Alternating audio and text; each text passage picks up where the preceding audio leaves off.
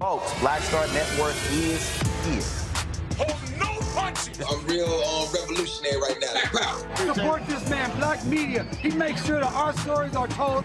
Thank you for being the voice of Black America, Roland. Stay black. I love y'all. All momentum we have now, we have to keep this going. The video looks phenomenal. See, there's a difference between Black Star Network and Black-owned media and something like CNN. You can't be Black-owned media and be scared. It's time to be smart. Bring your eyeballs home. You dig?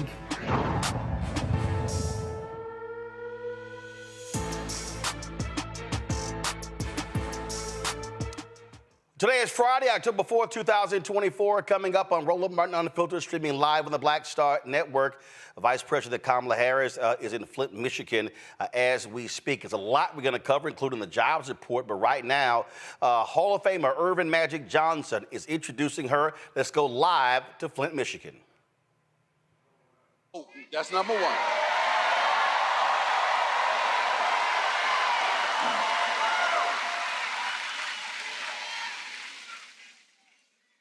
Kamala's opponent promised a lot of things last time to the black community that he did not deliver on. And we got to make sure we help black men understand that. So that's why I'm here, to make sure I help black men understand. First, get out and vote, and then vote for the next president of the United States, Kamala Harris.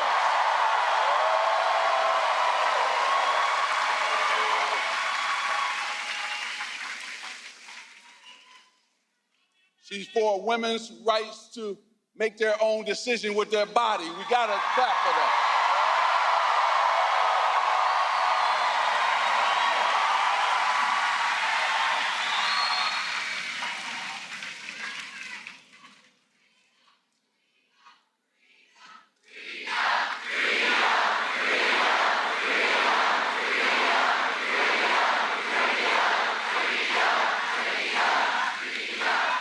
Now, I'm about to bring her out because you came to hear her. You had some great speakers here. I see the UAW president. I was really blown away because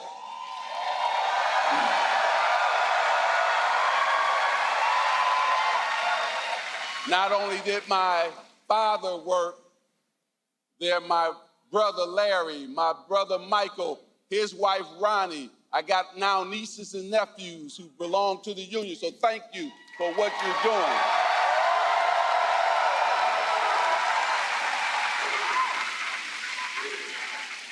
She's always been for labor and union. Kamala Harris has always been for labor and union. And that's never going to change. Now, this is the year for women.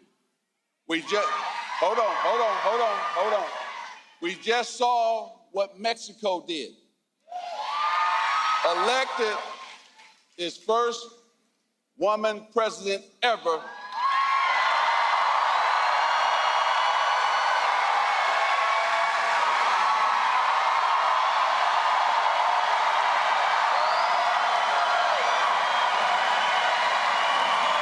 So you know where I'm going with this. Make sure we, here in the United States, elect our first woman president in Kamala Harris.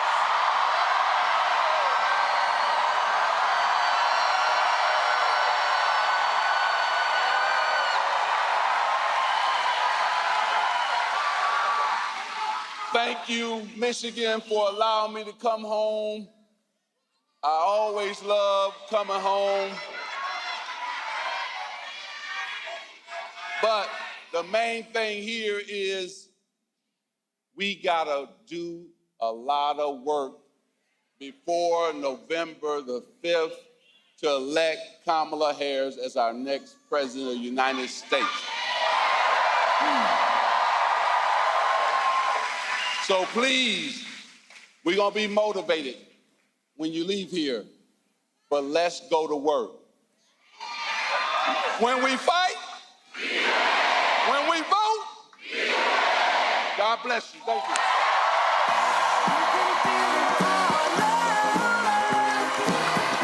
You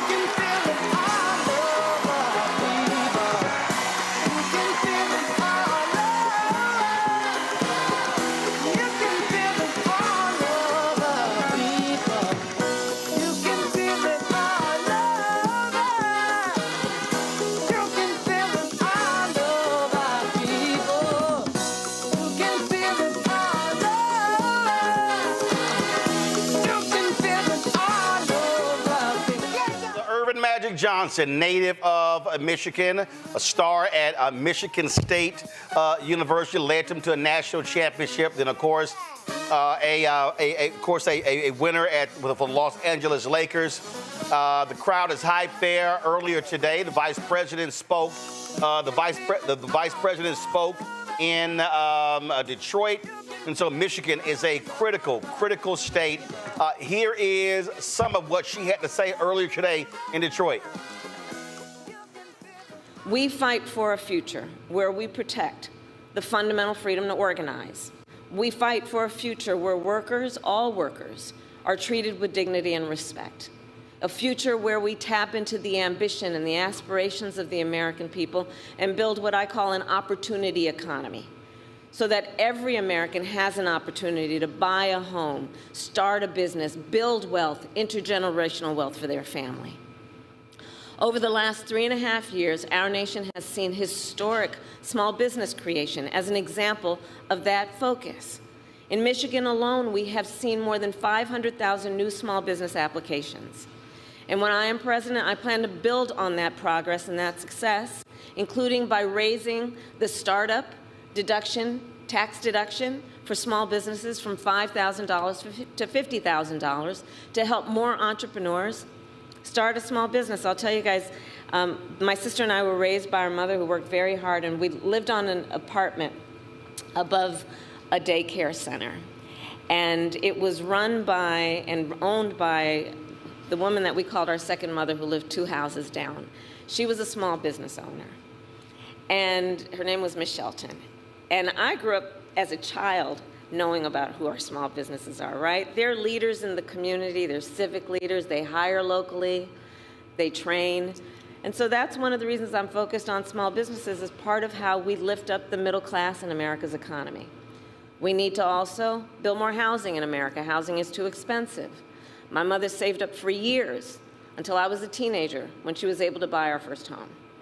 And right now we have a serious housing shortage in America, and that's part of what is driving up costs. And so we're going to cut red tape. We're going to work with the private sector, and we'll build 3 million new homes by the end of my first term.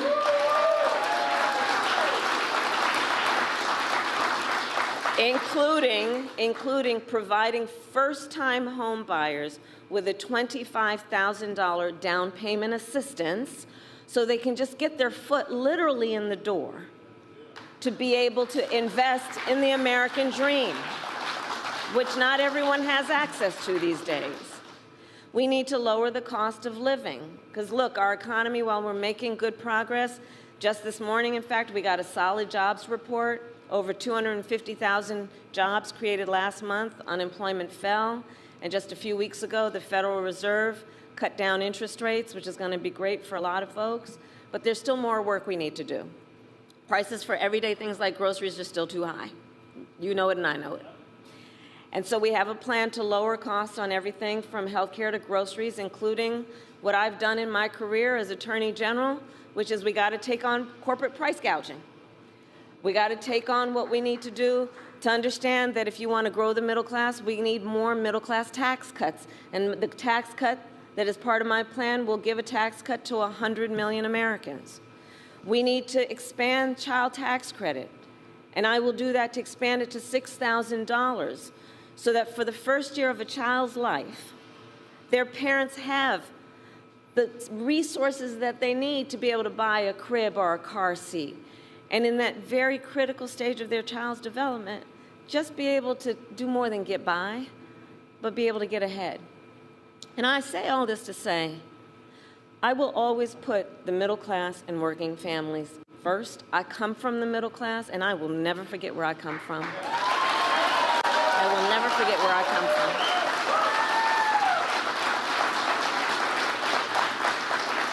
And we know we cannot have a strong middle class without American manufacturing.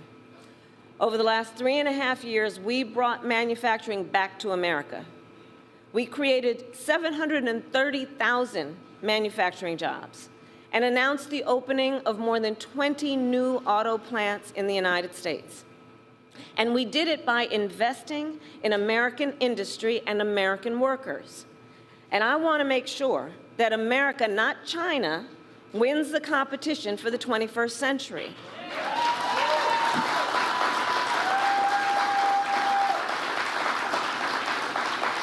So under my plan, we will invest in the industries that built America, like steel, iron, and the great American auto industry. Yeah. So we can ensure that the next generation of breakthroughs, from advanced batteries to electric vehicles, are not only invented but built right here in America by American union workers. Oh, shit. Hold on.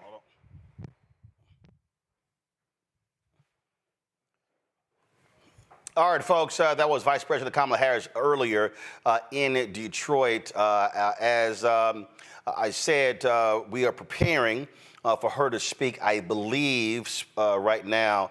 That looks like Quentin Folks, who is the Deputy Campaign Manager. Let's go live to Flint, Michigan.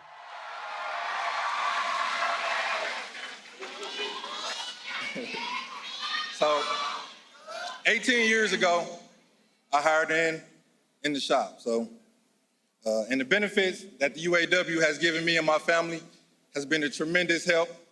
And it's been a wonderful blessing for me and my wife, Tashara, to raise me and my two kids, Eric Jr.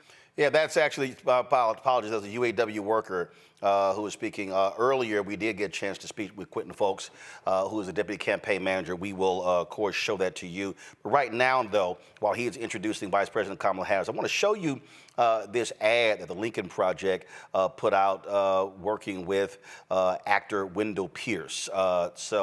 Really, really strong ad. So let's go ahead, guys, if y'all can set that up, and let's roll it. The story of being black in America is filled with never-ending chapters of challenge. Driving while black, banking while black, parenting while black. But what about voting while black?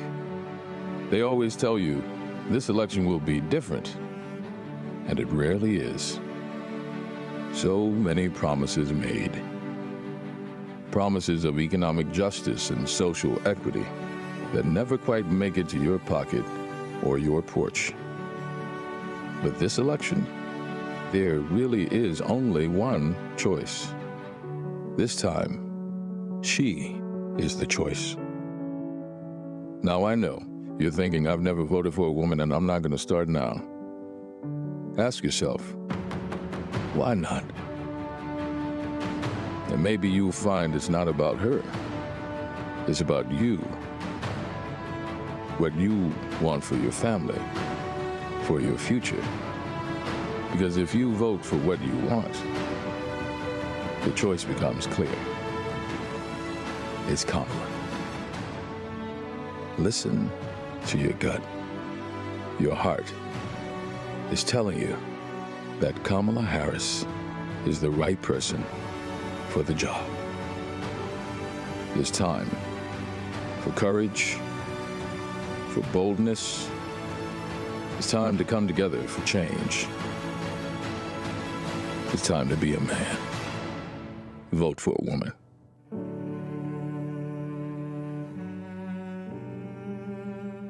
That, of course, is the second ad that Lincoln Project has put out, specifically targeting men. Of course, Sam Elliott, the actor, did one earlier. We showed that to you last week, and it speaks volumes, if you will. Because when you look at men in terms of who are voting, Vice President Kamala Harris is behind white men, Latino men, and also we're showing the numbers with black men. Some polls are showing anywhere from 16 to 26%. We've had Chris Toller with the Black Voter Project saying he thinks that number is way too high. But the campaign recognizes it is an issue that they actually have to deal with. And so, you know, we were talking to Chris just the other day, and one of the things we were talking about is that historically what the numbers actually show when it comes to black men voting in these various elections. And it also goes to show you what these numbers look like in terms of historically. The lowest Republicans have ever gotten was 5%. in 2008 when President Barack Obama ran. And so, again, this is an issue that the campaign really has been confronting, has really been dealing with. So this is the chart right here. And so there's no coincidence you had those two black men who were introducing Vice President Kamala Harris, who now has come out in Flint, Michigan. Let's go live to that rally.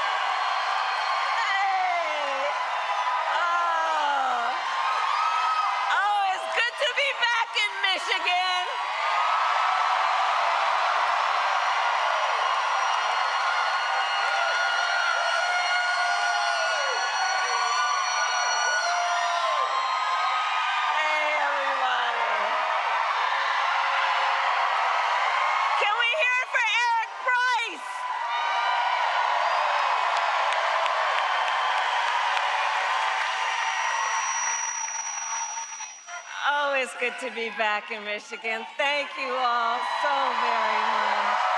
Thank you. Thank you so very much. And Eric Price, thank you for your leadership of UAW 651 and all the work that you do. And I want to thank all the leaders who are here. We got thousands of leaders who are here. And I thank you. Including all our friends in labor, Sean Fain, April Barrett, all of the incredible elected leaders, starting with the Governor Whitmer, who is amazing and is my friend, my dear friend, Mayor Neely, Senator Stabenow, Senator Peters, Representative Slotkin, who we will elect to the United States Senate.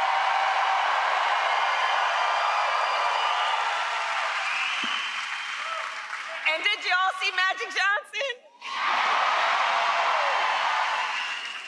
Remember his number? 32. Today we got 32 days until the election.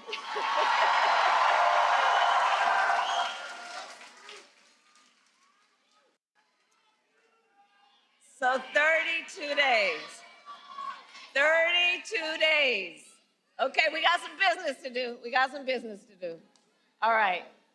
32 days. And we know we will do it.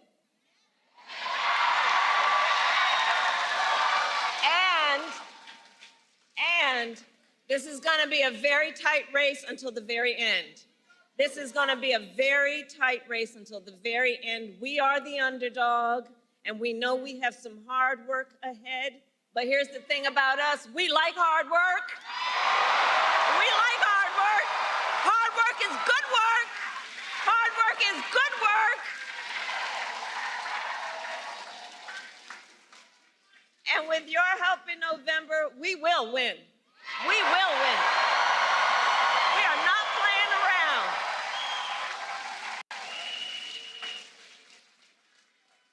So listen, we know this election is about two very different visions for our nation. One focused on the past, and ours, which is focused on the future. We are fighting for a future where we tap into the ambitions and the aspirations of the American people and build what I call an opportunity economy, so every American has an opportunity to own a home, build wealth, start a business.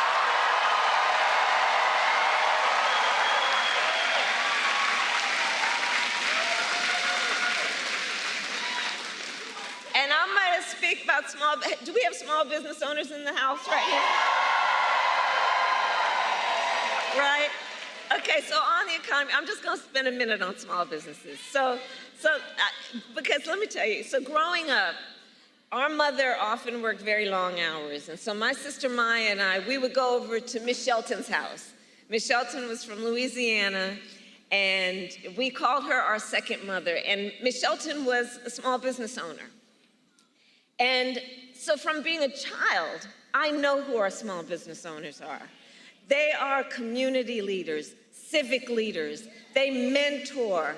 They hire locally. They build up the community. They are part of the fabric of the community.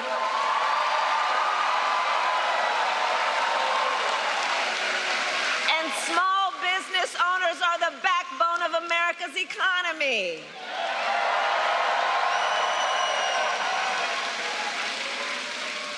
So, in my plan to build an opportunity economy, one of the things I will do is raise the startup deduction from $5,000 to $50,000 to help entrepreneurs start their small business. You heard Eric talk about it. We need to build more housing in America. You know, my mother saved up for years to buy our first homes. I was a teenager by the time she saved up enough to do that. And right now we know there's a serious housing shortage in our country, and it is part of what is driving up costs. So we will cut the red tape and work with the private sector to build 3 million new homes and provide first-time home buyers with a $25,000 down payment assistance so you can just literally get your foot in the door and you'll handle the rest. We need to lower the cost of living. Look, our economy is making good progress. Just this morning, we got a solid jobs report, right?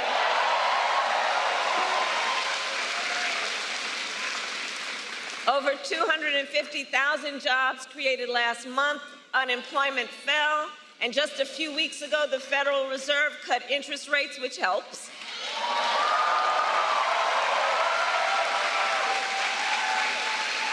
But there's still more we need to do. Prices for everyday things like groceries are still too high. You know it and I know it. And I have a plan on lowering costs on everything from healthcare to groceries, including taking on corporate price gouging.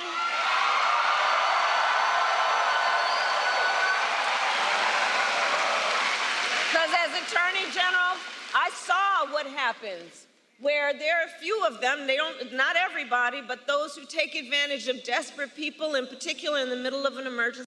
There needs to be consequence. I will give a tax cut to 100 million Americans, including $6,000, extending and expanding the child tax credit. So during the first year of a child's life, young parents have the support they need to be able to buy a car seat, to buy a crib, to take care of their child during that first year of their life, knowing it's about setting them on a path to do everything they have a natural desire to do. And look, I say all this to say, I will always put the middle class and working families first. I come from the middle class, and I will never forget where I come from. I will never forget where I come from.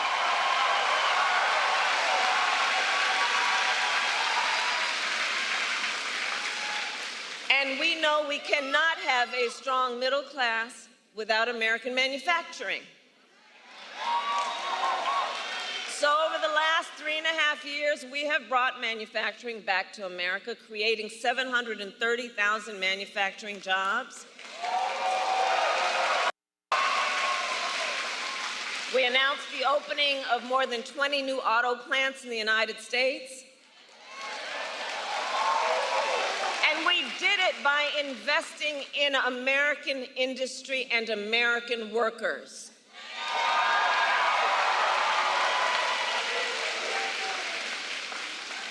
And I will make sure that America, not China, wins the competition for the 21st century.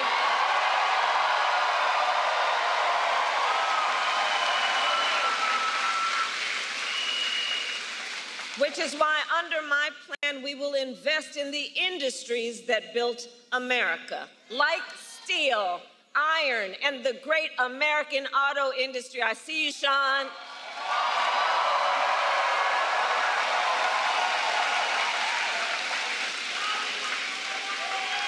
And we will ensure that the next generation of breakthroughs, from advanced batteries to electric vehicles, are not only invented but built right here in America by American union workers.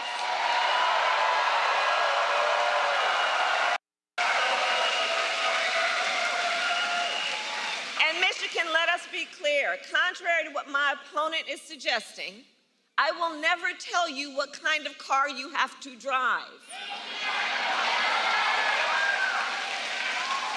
But here's what I will do. I will invest in communities like Flint.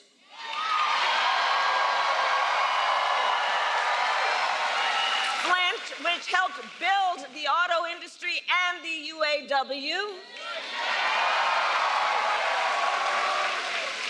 We will retool existing factories, hire local, work with unions to create good-paying jobs, including jobs that do not require a college degree.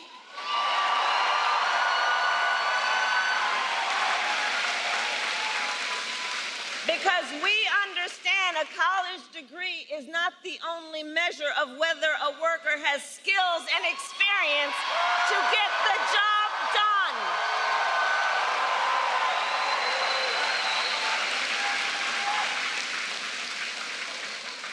In fact, part of my plan is to outline all of the federal jobs that should not require a college degree and make that clear. And when I'm elected, I'm going to challenge the private sector to take on the same approach.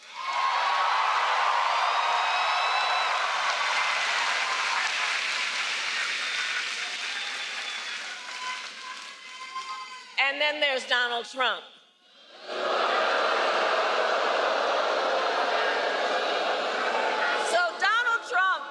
A very different approach. So Donald Trump makes big promises, and he always fails to deliver. He said he was the only one who could bring back America's manufacturing jobs. Remember that? And then America lost nearly 200,000 manufacturing jobs when he was president. Including tens of thousands of jobs in Michigan. And those losses started before the pandemic, making Donald Trump one of the biggest losers of manufacturing jobs in American history.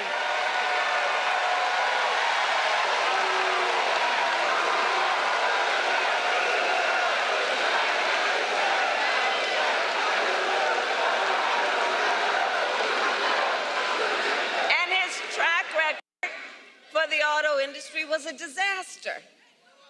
He promised workers in Warren that the auto industry would, I'll quote, not lose one plant during his presidency. And then American automakers announced the closure of 6 auto plants when he was president. We need a medic over here. We need a medic over here. Right here.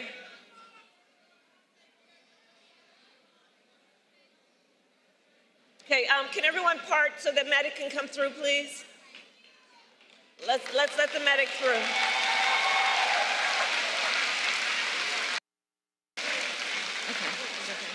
Okay. Okay. He's okay. All right. We're good. We got each other. Good.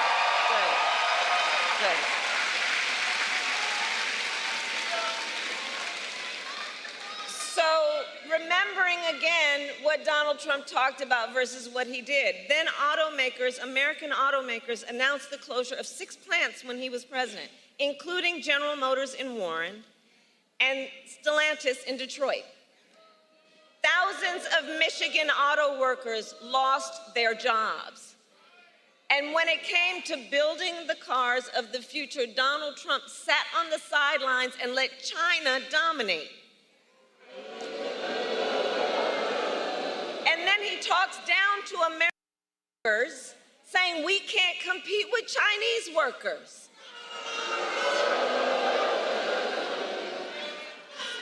And make no mistake, Donald Trump is no friend of labor. He encouraged automakers to move their plants out of Michigan so they could pay their workers less. And when the UAW went on strike to demand higher wages that they deserved, Donald Trump went to a non-union shop, don't forget.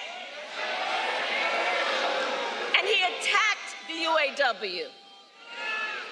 And he said, striking and collective bargaining don't make, quote, a damn bit of difference. About striking workers that you should fire them. That's how he talks about union labor. That's how he talks about workers. But Flint, we know strong unions mean higher wages, better health care, and greater dignity for union members and for everyone.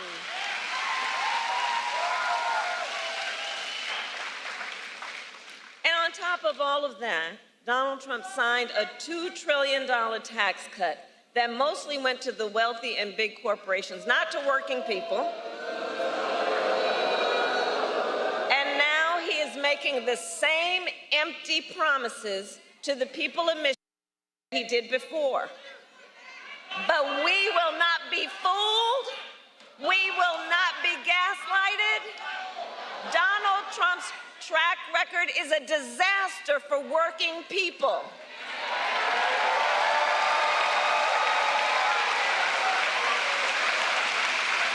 And if he wins again, it will be more of the same.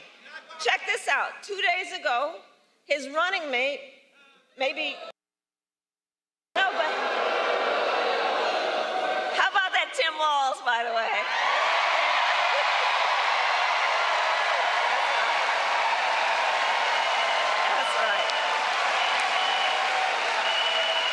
So 2 days ago, Donald Trump's running mate suggested that if Trump wins, he might let the Grand River Assembly plant in Lansing close down.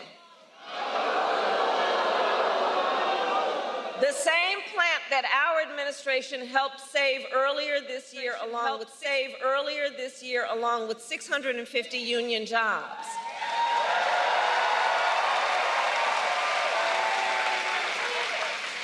Michigan, we together fought hard for those jobs, and you deserve a president who won't put them at risk.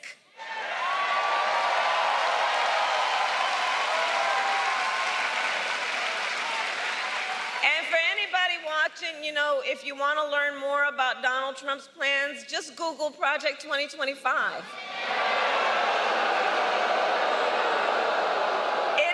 Detailed and dangerous blueprint for what he will do if he is elected president. Donald Trump will give billionaires and corporations massive tax cuts, attack unions, cut Social Security and Medicare, and impose a Trump sales tax, a 20% tax on everyday basic necessities, which will cost the average family nearly $4,000 a year.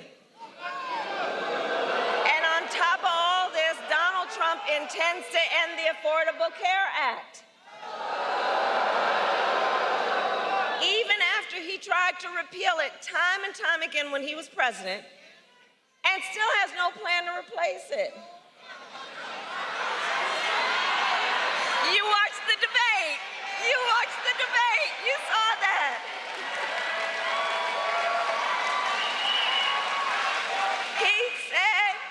He said he, quote, has concepts of a plan.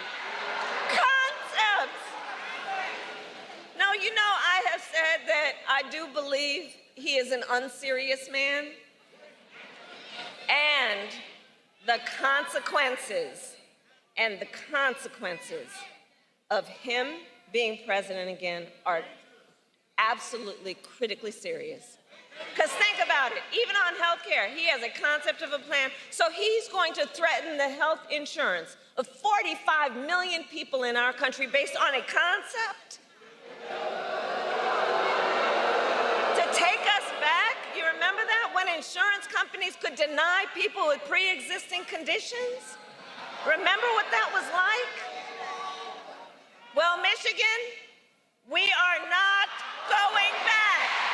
We are not going back. We're not going back.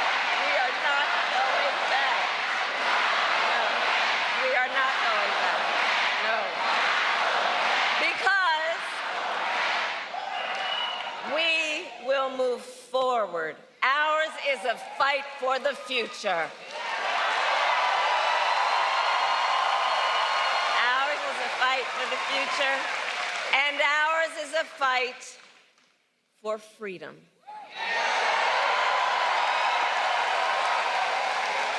Like the fundamental freedom of a woman to make decisions about her own body and not have her government tell her what to do.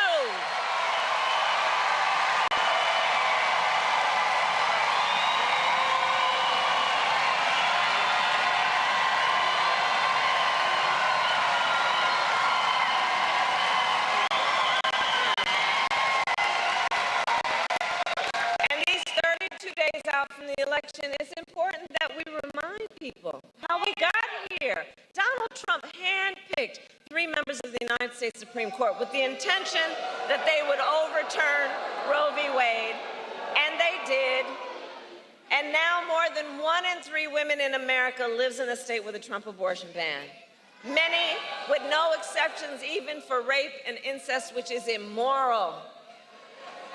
And when Congress passes a bill to restore reproductive freedom,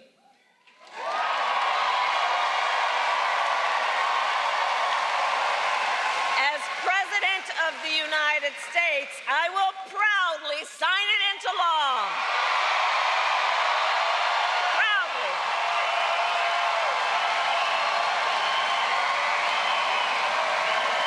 And here's what I want to say.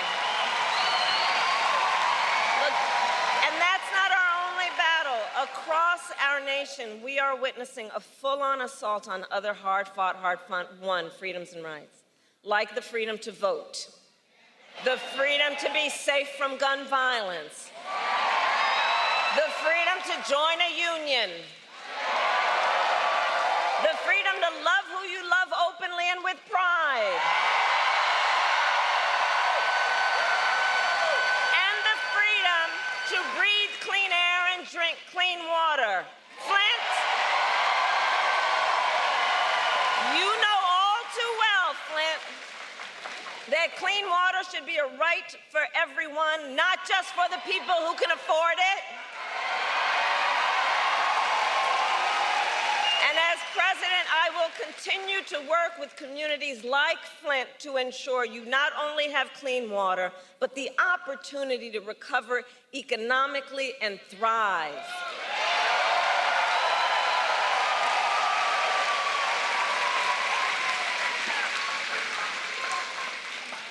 So, Michigan, it all comes down to this.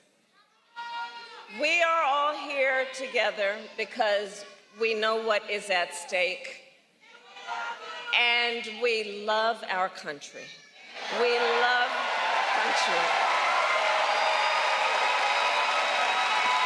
We love our country.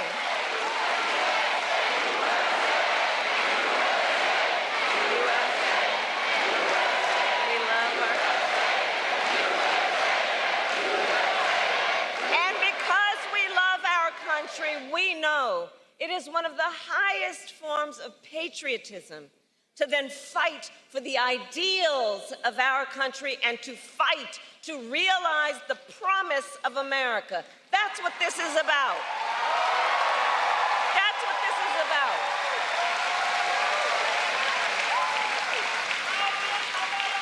So, Election Day is in 32 days. And already nearly 2 million ballots are in the hands of Michigan voters alone.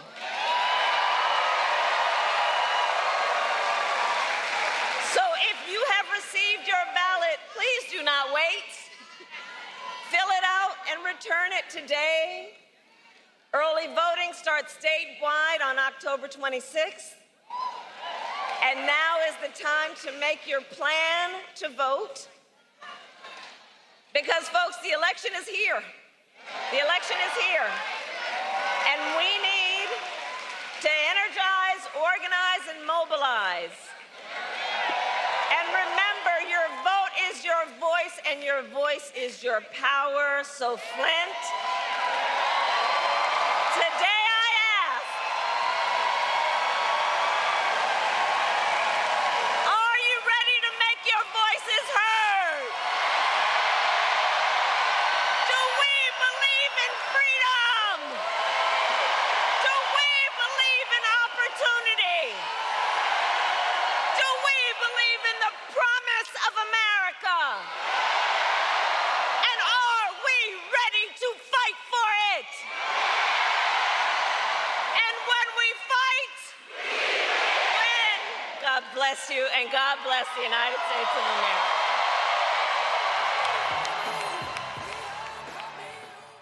Folks, that's Vice President Kamala Harris finishing her rally there in Flint, Michigan earlier today. She was in Detroit. Michigan is crucial to the blue wall for Democrats. Michigan, Wisconsin, and Pennsylvania, those are what they consider to be must-win states. Of course, they also are leading narrow leads in Nevada and Arizona. Nevada looking a little bit better than Arizona. And then, of course, you have the battleground states of North Carolina as well as Georgia. But these three are absolutely crucial for the prospects of Democrats winning. Keep in mind, Hillary Clinton lost that blue wall in 2016, and that's how she lost to Donald Trump. I want to go to my panel right now. Michael Imhotep hosts the African History Network show out of Detroit. Also, Kelly Bethea, communication strategist out of D.C. Matt Manning, civil rights attorney out of Corpus Christi. All right, let's start. Michael, I'll start with you. Again, Michigan, vital. The vice president is going to be meeting with some Arab American leaders. Obviously, that has been a huge issue, what's happening between Israel and happening in Gaza.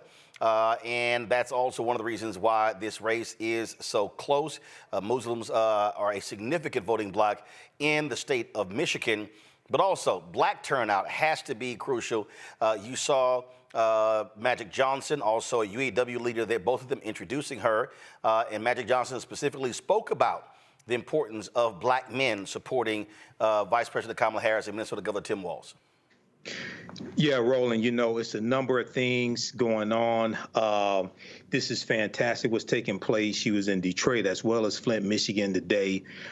Michigan is crucial. You mentioned 2016. Donald Trump won Michigan by 10,704 votes, 0.2 of a percentage point. I want to point out that there were 50,000 people who voted in Michigan who voted down ballot but left the top of the ticket blank. Okay? Donald Trump won Michigan by 10,704 votes. So I know you have some people who are disaffected and saying they're going to vote down ballot. That's one of the ways that Trump won in 2016. Two, I think it's important for Vice President Kamala Harris to meet with Arab leaders as well. There was a piece that came out from ABC News this morning. There was a poll that came out. Israelis broadly favor Trump over Harris. And it was something like about 54% of Israelis prefer Trump over Harris. We know that Benjamin Netanyahu wants Trump back in office. So as I posted on social media today, voting non-committal is stupid. I'm just going to put that on the record. Voting non-committal is stupid.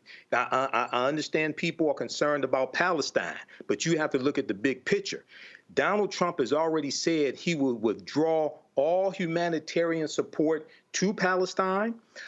He will let Benjamin Netanyahu do whatever he wants. And keep in mind, when he was president before, he imposed a Muslim ban on Muslims coming from 7 countries, which also increased anti-Muslim sentiment here in America.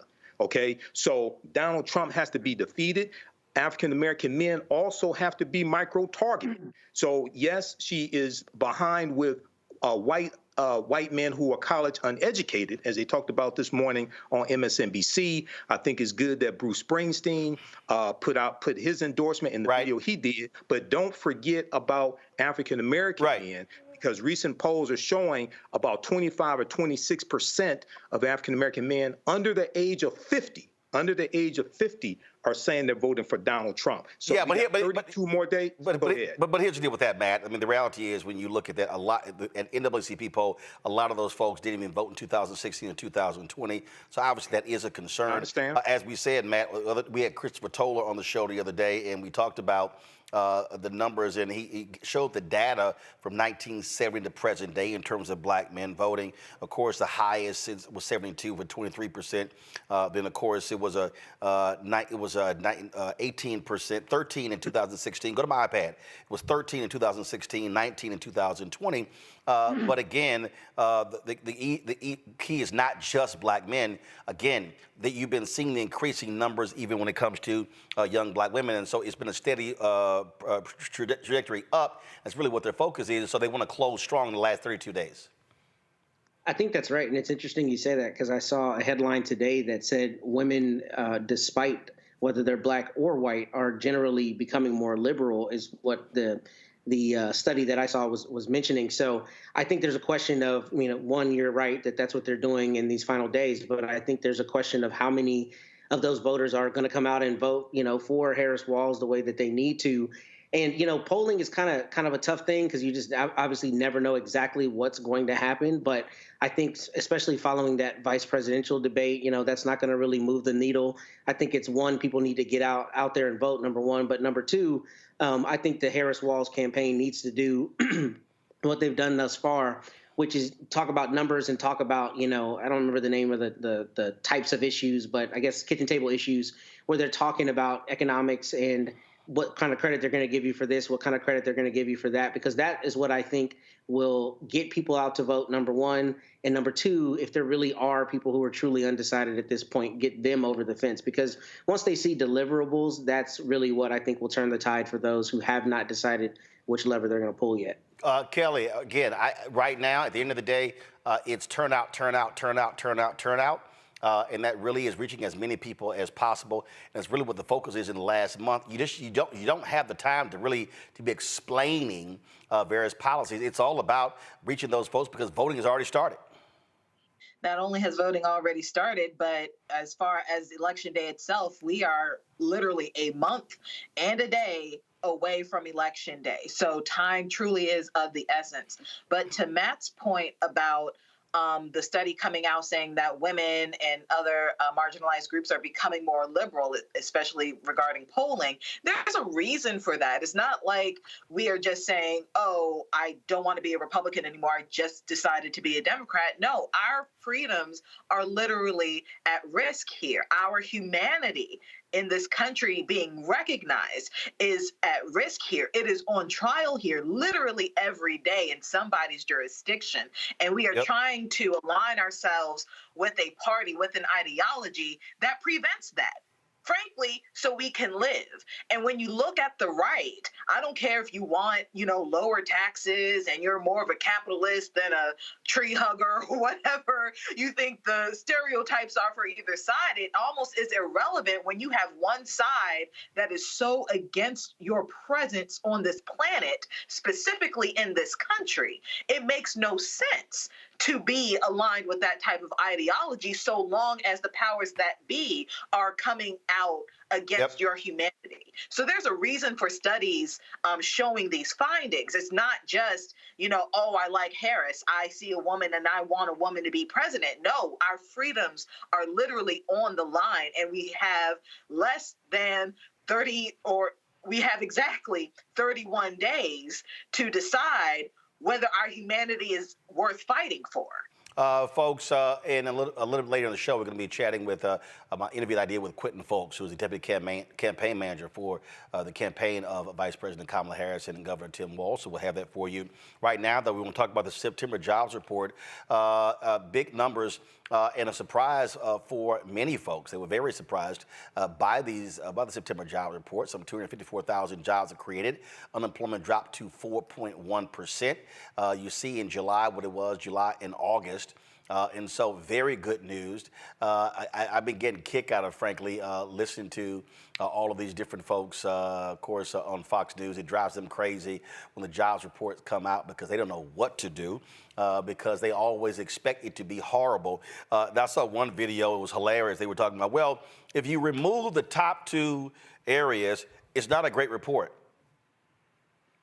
Dr. Walter Kimbrough had a great one. He said, that's like saying if you remove all the losses from we had in the football season, wow, we had an undefeated season.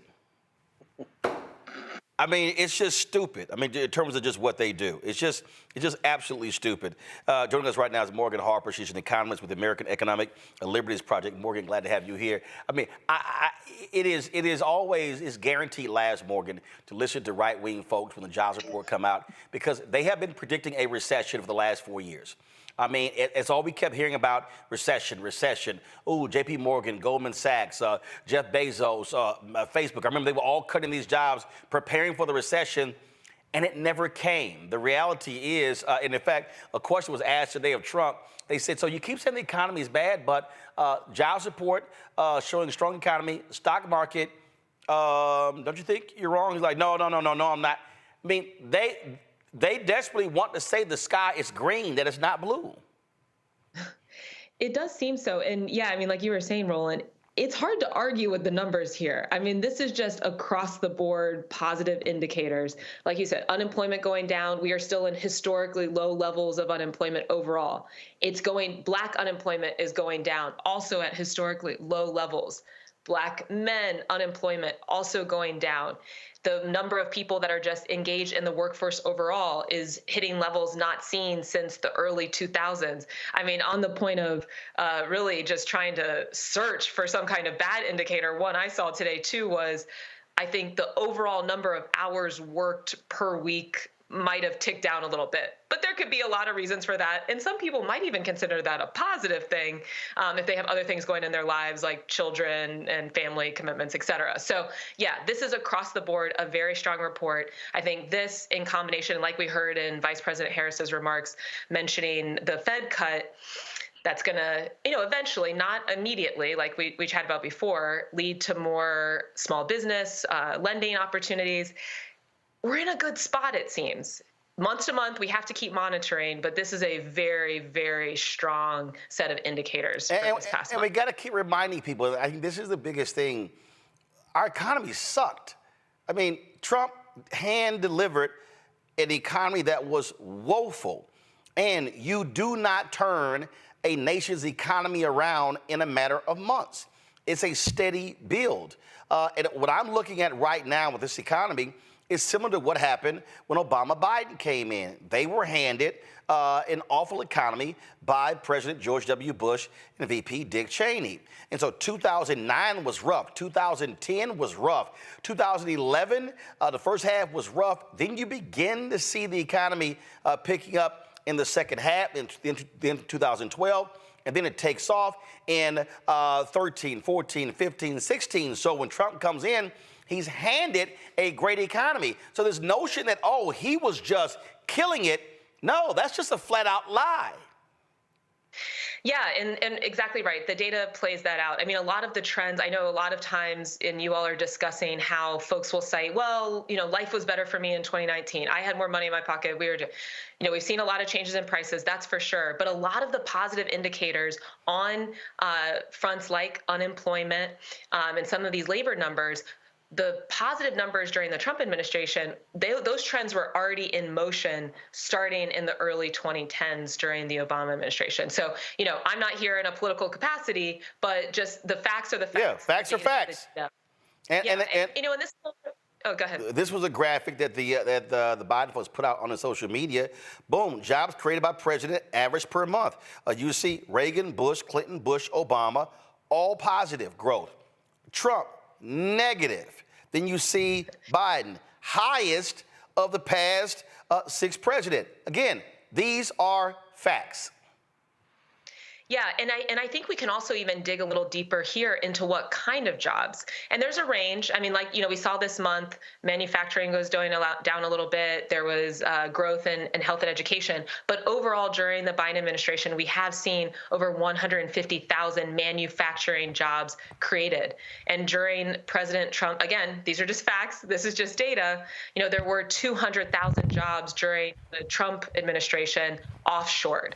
So, that's getting into this whole other topic of, trade and some of these tariffs, which, I think we can touch on. But again, just looking at the numbers, this has been a strong track record. And here's why it's important that people have a handle on the data. Because this is what's going on in the background, is even within, intra-party, I would say, there is a real battle about what our economic policy should be. We've had one way of doing things for quite some time that has, as President Biden has been pointing out, had a really bad impact on the middle class. And now Vice President Harris also is, speaking about a lot of these critiques from the past few decades of economic policymaking. There have been a lot of changes during this administration. And my sense is there's a lot of folks within the business community, a lot of traditional economists that want to believe it won't work. That is the narrative that we've been told. If you start to invest in people, invest in the middle class, that somehow, the floor is going to fall out from the whole economy. And what these numbers are continuing to show us is that is just not the case. This is a strong, stable economy. And it doesn't appear that we have to have this false choice between investing in working people, in working class communities, or keeping up a strong economy. In fact, the way to get to a strong economy is perhaps putting that population first and foremost in your policy making. Indeed. Morgan, we really appreciate it. Thanks a lot. Thanks for having me. Folks, going to go to a break. We come back. We will show our chat with Quentin Folks, the deputy campaign manager for the Harris-Walz campaign. You're watching Roland Martin Unfiltered right here on the Black Star Network. He told us who he was. Should abortion be punished? There has to be some form of punishment. Then he showed us. For 54 years, they were trying to get Roe v. Wade terminated, and I did it, and I'm proud to have done it. Now Donald Trump wants to go further with plans to restrict birth control, ban abortion nationwide, even monitor women's pregnancies. We know who Donald Trump is. He'll take control. We'll pay the price. I'm Kamala Harris, and I approve this message. In 2016, Donald Trump said he would choose only the best people to work in his White House. Now those people have a warning for America. Trump is not fit to be president again. Here's his vice president. Anyone who puts themselves over the Constitution should never be president of the United States. It should come as no surprise that I will not be endorsing Donald Trump this year. His defense secretary. Do you think Trump can be trusted with the nation's secrets ever again? No. I mean, it's just irresponsible action that places our service members at risk, places our nation's security at risk. His national security advisor. Donald Trump will cause a lot of damage. The only thing he cares about is Donald Trump. And the nation's highest-ranking military officer. We don't take an oath to a king or a queen or to a tyrant or a dictator. And we don't take an oath to a wannabe dictator. Take it from the people who knew him best. Donald Trump is a danger to our troops and our democracy. We can't let him lead our country again. I'm Kamala Harris, and I approve this message. I get it. The cost of rent, groceries, and utilities is too high. So here's what we're going to do about it.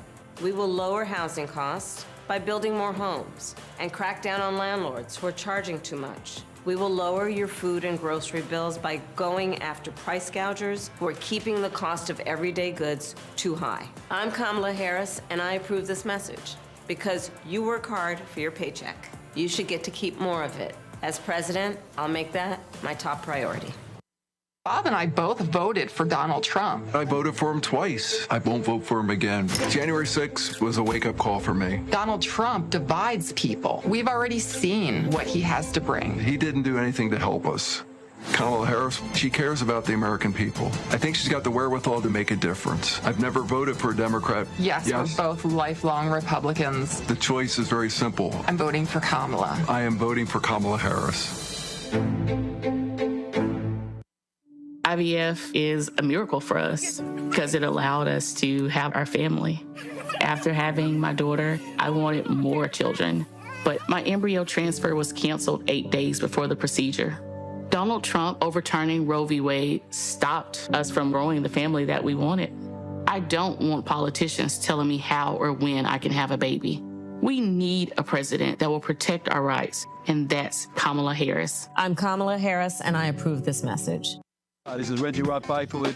You're watching Roland Martin, unfiltered, uncut, unplugged, and undamn believable. You hear me? All right, folks. Earlier today, I chatted with Quentin Folks, who's the deputy campaign manager for the Harris-Walz campaign. We'll show you that in a minute. I actually have to step away, and Michael, Matt, and Kelly will take things from here. But first, here is my conversation with the number 2 person in the Harris-Walz campaign, Quentin Folks. All right, Quentin, we are inside of, 32 days, 31 days? I can't even count. It's been crazy busy. In terms of African Americans, how are you making the closing argument? How are you driving surrogates, whatever? What is that Black plan to close out this election leading to November 5th?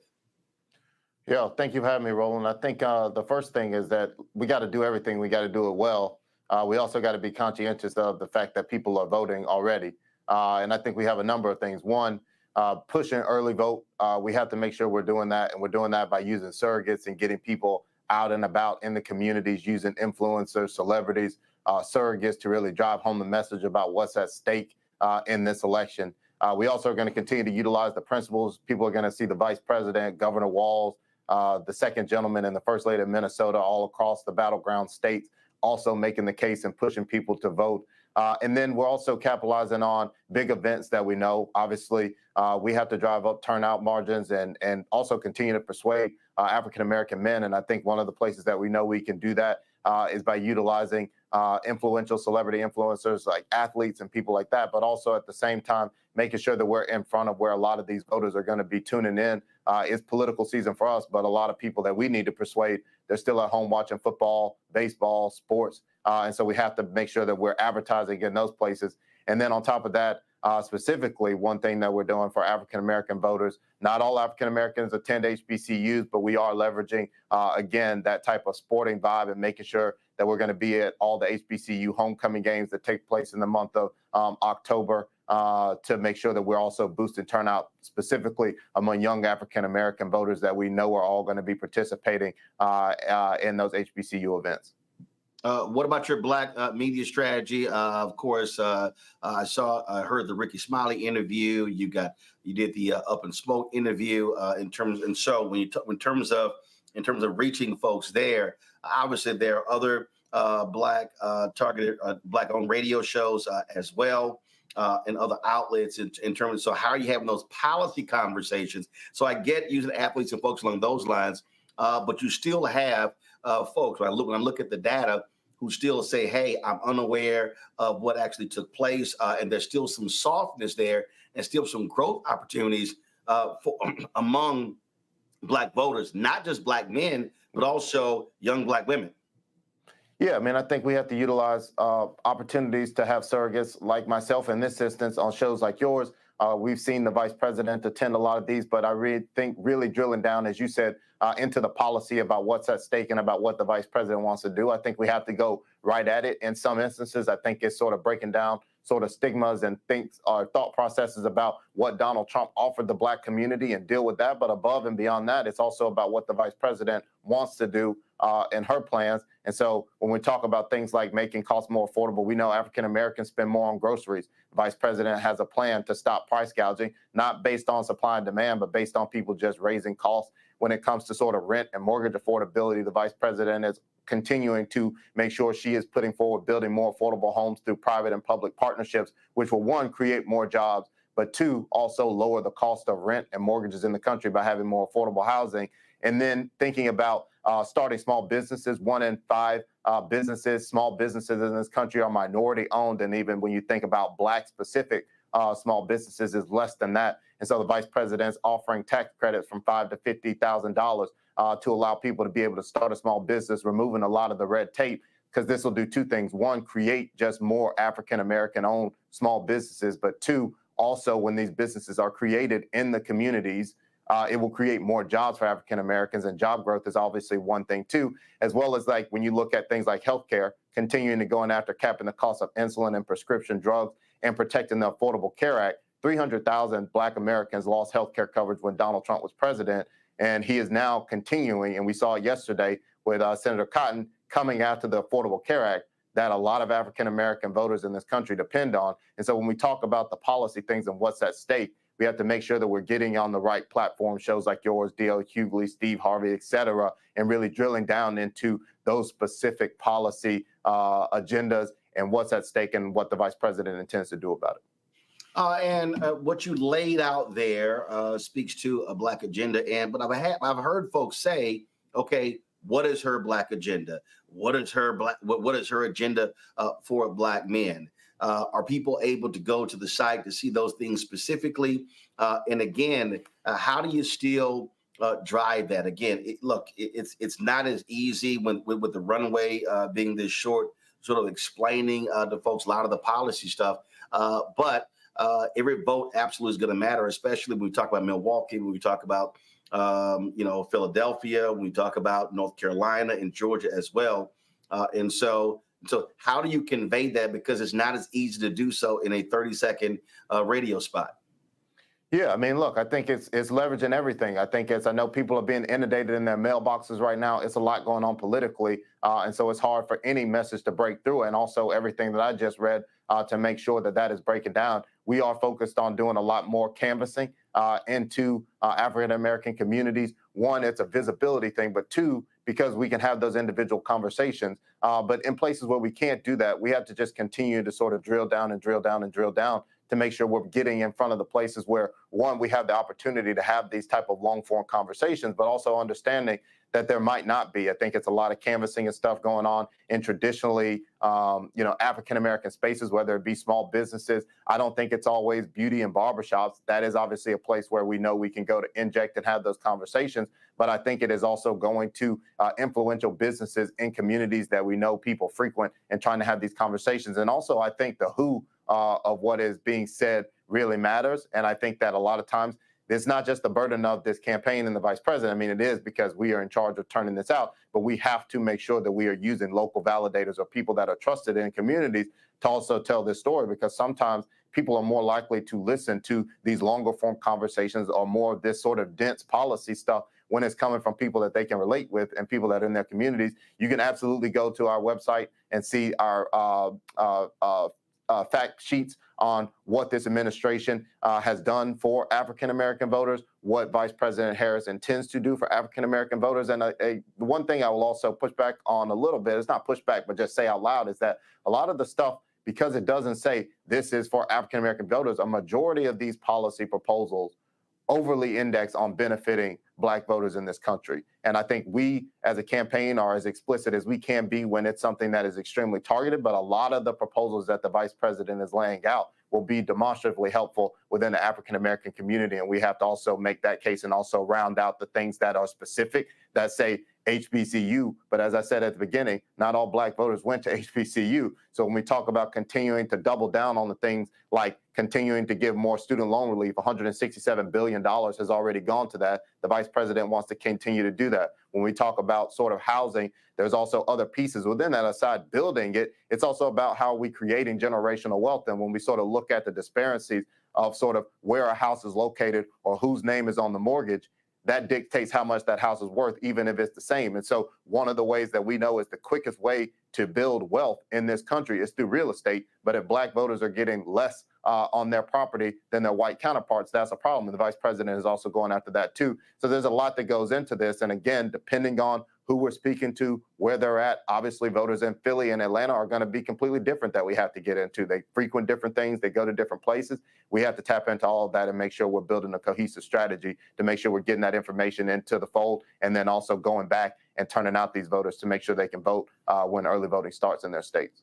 Obviously, ground game is important. How are you engaging organizations that do this work on the ground, Black focus groups, Black-led groups who do this, the folks who go door to door, who are doing door knocking, because look, a lot of times in these campaigns, millions of dollars is dumped on television and radio, but this is going to be a margins election.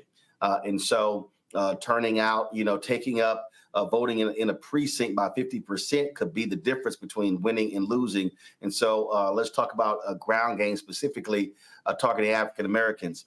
Are you driving rural North Carolina, especially eastern North Carolina, rural Georgia as well? Yeah, so I mean, one, when you look at those two states in particular, Georgia and North Carolina, just because you mentioned them, about a quarter of African American registered voters in both of those states live in rural communities. And I've been really big on this because I think it really, really matters. I think the rural Black community gets left out a lot. And when we talk about some of these things, when Democrats don't take advantage of it, one of the things is like payments to Black farmers that, like, honestly, the Biden-Harris administration got that money. And then in states like Georgia, Governor Kemp held up and then doles out when he sees fit.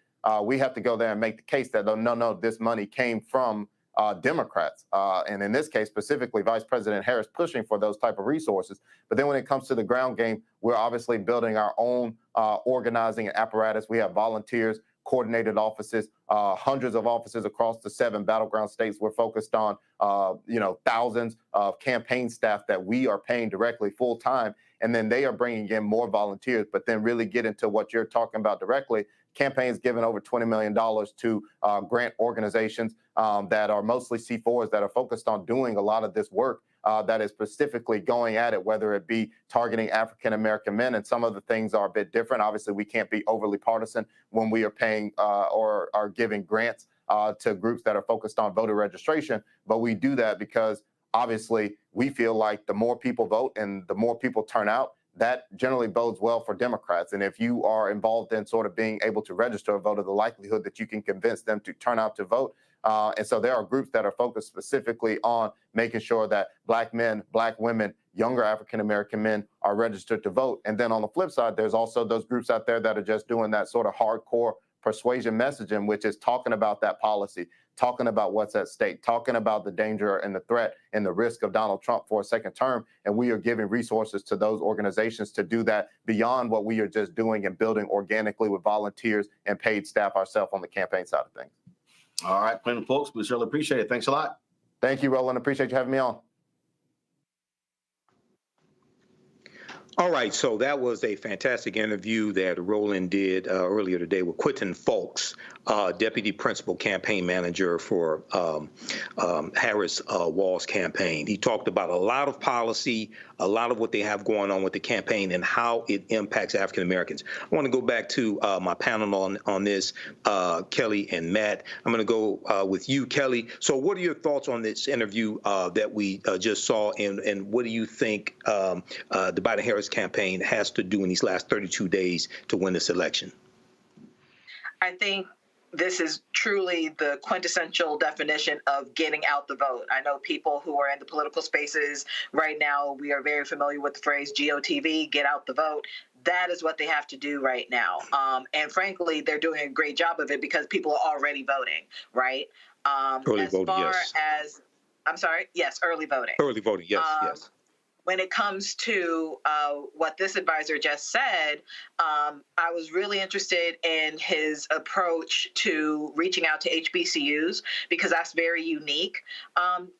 In my experience, to go directly to HBCUs and actually target them, it shows me that they're not taking any vote for granted. Specifically, they're not taking Black votes for granted because it takes a lot of consideration and time and resources to target approximately 105 schools throughout this country and to give these schools the consideration and care that, frankly, Ivy Leagues have been receiving for decades, that other PWIs and institutions have been receiving for decades. And it's nice to have, it's nice to be seen. As an HBCU grad, it's just nice to be seen. Right, yeah. On the tour that's going on right now, I think they're hitting 7 HBCUs, if I remember correctly. There's an article from rollingout.com, but that's critical. That's building on top of the tour that was done last year that Vice President Kamala Harris went on last year to HBCUs. Matt, before we have to end this segment, what were your thoughts? Well, what I thought was really interesting that struck out to me was his comment about rural Black voters. I don't think I'd ever consciously thought about that, but especially, being in the South and living in the South, there are a lot of Black people who live in rural spaces who are not included in these conversations. So I thought that was particularly important for him to talk about that, especially in states like Texas, but more so Georgia, North Carolina, places where you have large rural populations that may have a lot of rural Black people. I think it's important for them to speak to that contingency because I imagine that a lot of Black rural voters do feel left out in conversations because there's a lot of focus on your metropolitan areas and your HBCUs and what have you. So that one really stuck out to me, and that's probably why the brother's in that position because he has to think holistically about how to approach it. So that's really what I thought stuck out to me. And I thought the rest of what he said about how the campaign is approaching getting out the vote is important. Having gone to an HBCU, I feel like there's always some measure of GOTV at HBCUs, but I do think, especially with her being a graduate of HBCUs, there's a different level of galvanization that they can do now, and I'm sure they're leveraging that. Absolutely. Well, everybody keep in mind, HBCUs got $17 billion from the Biden-Harris administration. That's a record amount of funding. That doesn't just impact the people who go to HBCUs, that impacts the communities around them and the families that these students come from. Something that really stuck out to me, 300,000 African Americans lost health care under Donald Trump. Now, this is the same man, and J.D. Vance, I don't know what type of class or training J.D. Vance took to be able to lie so much and keep a straight face when he does this. But at the debate on Tuesday night, he lied and said that Donald Trump saved the Affordable Health Care Act. Donald Trump put together a coalition to save the Affordable Health Care Act. No, Republicans tried to repeal the Affordable Health Care Act about 60 times, and Donald Trump antagonized and still ridicules Senator John McCain for giving a thumbs down vote that saved the Affordable Health Care Act. Not only that, it's important for people to really understand the power that a president has without even going to Congress. Donald Trump cut the funding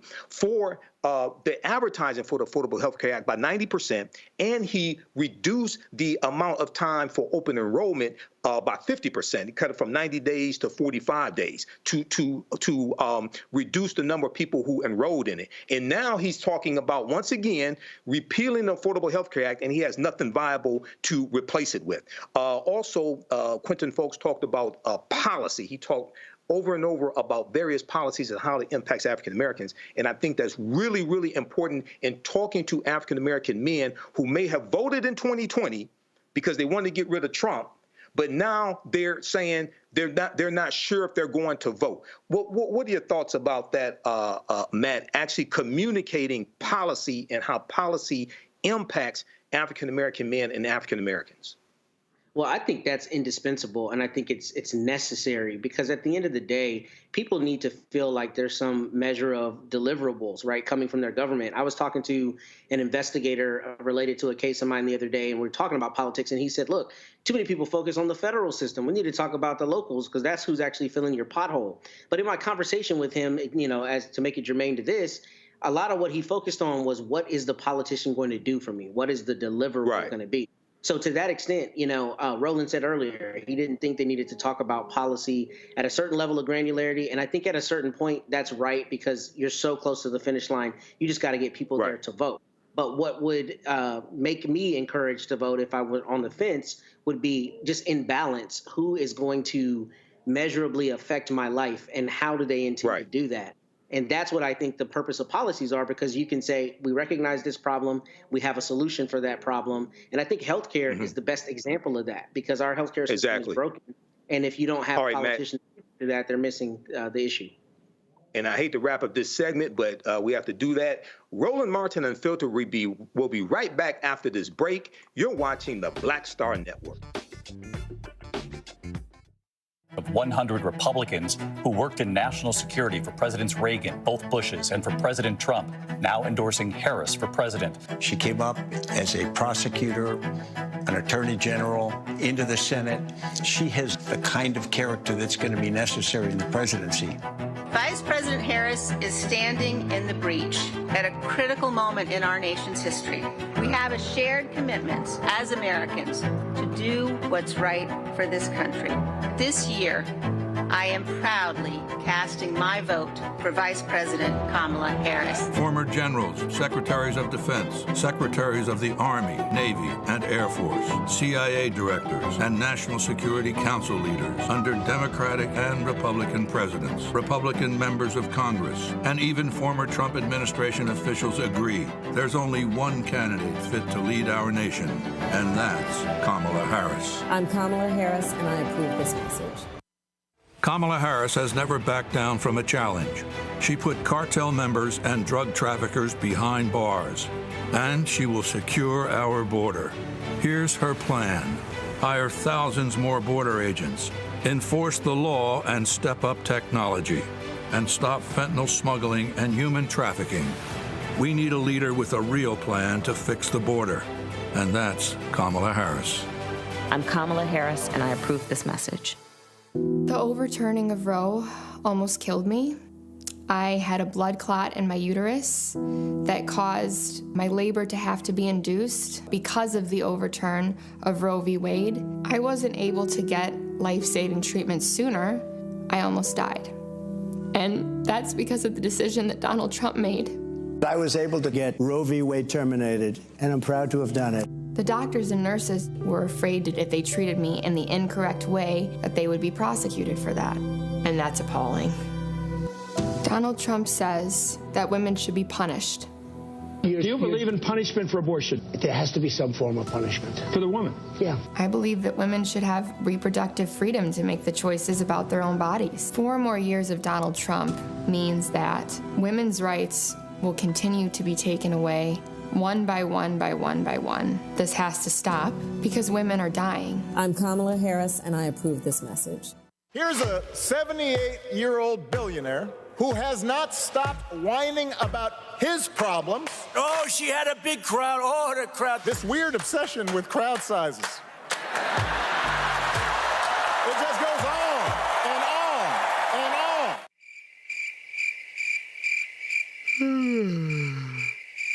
America's ready for a new chapter. We are ready for a President Kamala Harris. I'm Kamala Harris, and I approve this message. Carl Payne pretending to be Roland Martin. Holla!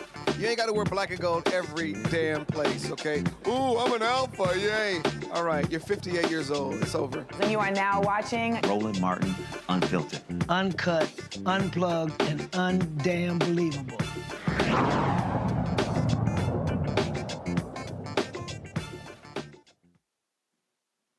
The Black Voters Matter is committing $300,000 to the Divine Nine's Get Out the Vote initiative. The funding will target these 11 key states with a significant Black population to mobilize voters through direct contact, texting, and phone banking, and focusing on neighborhoods with high concentrations of Black voters. Cliff Albright, the co-founder of Black Voters Matter, is joining us now from North Carolina. Hey, Cliff, how you doing today? Hey, I'm good. How you doing? All right. Well, look, it's good to have you back. This is something fantastic. You know, as a member one of the Divine Nine, Phi Beta Sigma Fraternity Incorporated, I think this is something that's excellent. Black Voters Matter is committing $300,000 to this D9 Get Out the Vote effort. So, can you give us more information about this, and how did you all go about selecting the 11 states? Yeah, so this is a partnership that we've really been doing to different degrees ever since 2018, where we partnered with Divine Nine here in Georgia. Well, I'm actually in North Carolina right now, but in our home state of Georgia. And in 2020, we expanded it to make it even bigger and had more resources available. And so this has been something that we've really been doing for about 6 years. And pretty much in terms of the states that we selected, those are all states that, you know, they're a part of the overall We Fight Back campaign that we're doing, where we're targeting like 12 states. Most of those are battlegrounds, but not just battlegrounds in the usual sense that people talk about, you know, in terms of the presidential. You know, there are also battlegrounds in terms of Senate races. And even in the case of of Alabama, in terms of the new congressional seat, the majority black, or at least black opportunity congressional seat there. So these are all states where we know that black voters are going to play key roles in making decisions, and we believe that's important that we have some of the oldest institutions in our community involved in that process. They're already involved, they're already doing stuff, but we're just trying to seed a little something into them to make it easier for them to do text banking or phone banking or doing sign waving or door knocking or whatever it is that they're doing. Absolutely. Well, I see you coming to Michigan, so are you coming to Detroit? Oh yeah. Are you coming to Detroit? Oh, okay. You have to. Okay. So we're gonna have to connect because I live in Detroit. Okay. So Roland just played the interview he did with Quentin Fulks earlier, a deputy campaign manager for Harris-Walz, and I know you all are nonpartisan, but I wanted to understand. Explain how you all communicate policy when you are having these engagements, like especially these face-to-face engagements with people, and people saying, well, I voted in 2020, but we didn't get the George Floyd Justice and Policing Act. We didn't get the Voting Rights Act. I don't know if I'm going to vote today, okay? Because I hear things like that. How do you communicate policy and what is at stake for them to understand they need to vote in 2024? Yeah, and just as a side note, just to be clear, we are largely nonpartisan, but we do have C3, C4, and we have a separate PAC entity. So today, I'm speaking mainly in terms of our C3, C4 work. But when we need to go hard in the paint, we can do that too. But we actually just earlier today had one of those conversations that you talked about with sister that she voted in 2016 and was disillusioned, and and now she's like, I'm not seeing all the stuff that I want to see get done. And so we had that conversation a lot. And one of the things I said to her just literally today, no more than an hour or so ago, was, look, when we vote and we win some stuff and we get some power, guess what? We get some stuff done, right? And so we've been able to get some stuff done. We've been able to get student debt cancellation. We've been able to get infrastructure investment. We've been able to get a gun law, which wasn't the best or greatest gun law, but it's the first one in decades, and that means something to our communities, right? We get some stuff, but if we want to get more stuff, guess what we need? We need more power. And if we want more power, that means we got to come out and we got to, win more seats, right? We got to get a real majority in the Senate and not a fake majority, because you got two somewhat whatever non-team members in there. But we gotta get more power, and we gotta make sure that we're getting as much as we can. We gotta even push them after Election Day to make sure that we're getting all the things that we want. But there's only one way that we're guaranteed to not get anything that we want, and that's if we're not involved in the process. And so we have that conversation all the time, and the key is by really centering what it is that person is most concerned with, and showing them the connections in terms of like how things have gotten done or have not gotten done, and what changes we have the power to make. Absolutely. And the other thing that I think is important to explain to people is how to remove obstructionists.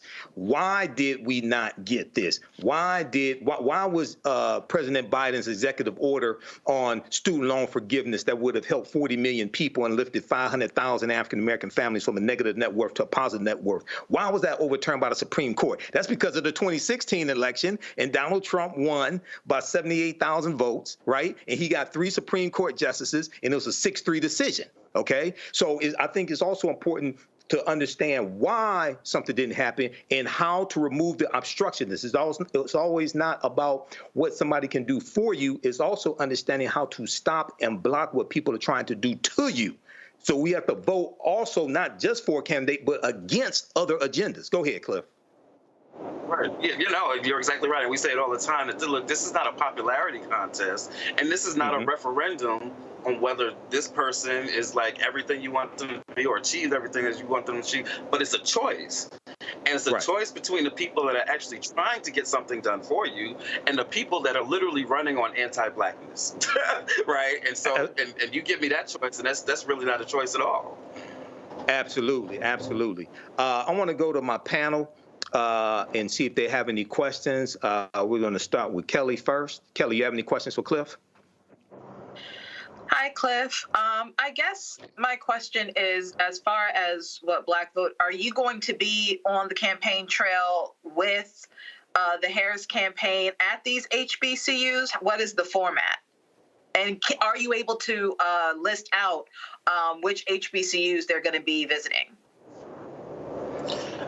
I can't list out which ones they're going to be visiting because we're not traveling with them. We can't travel with them and coordinate with them.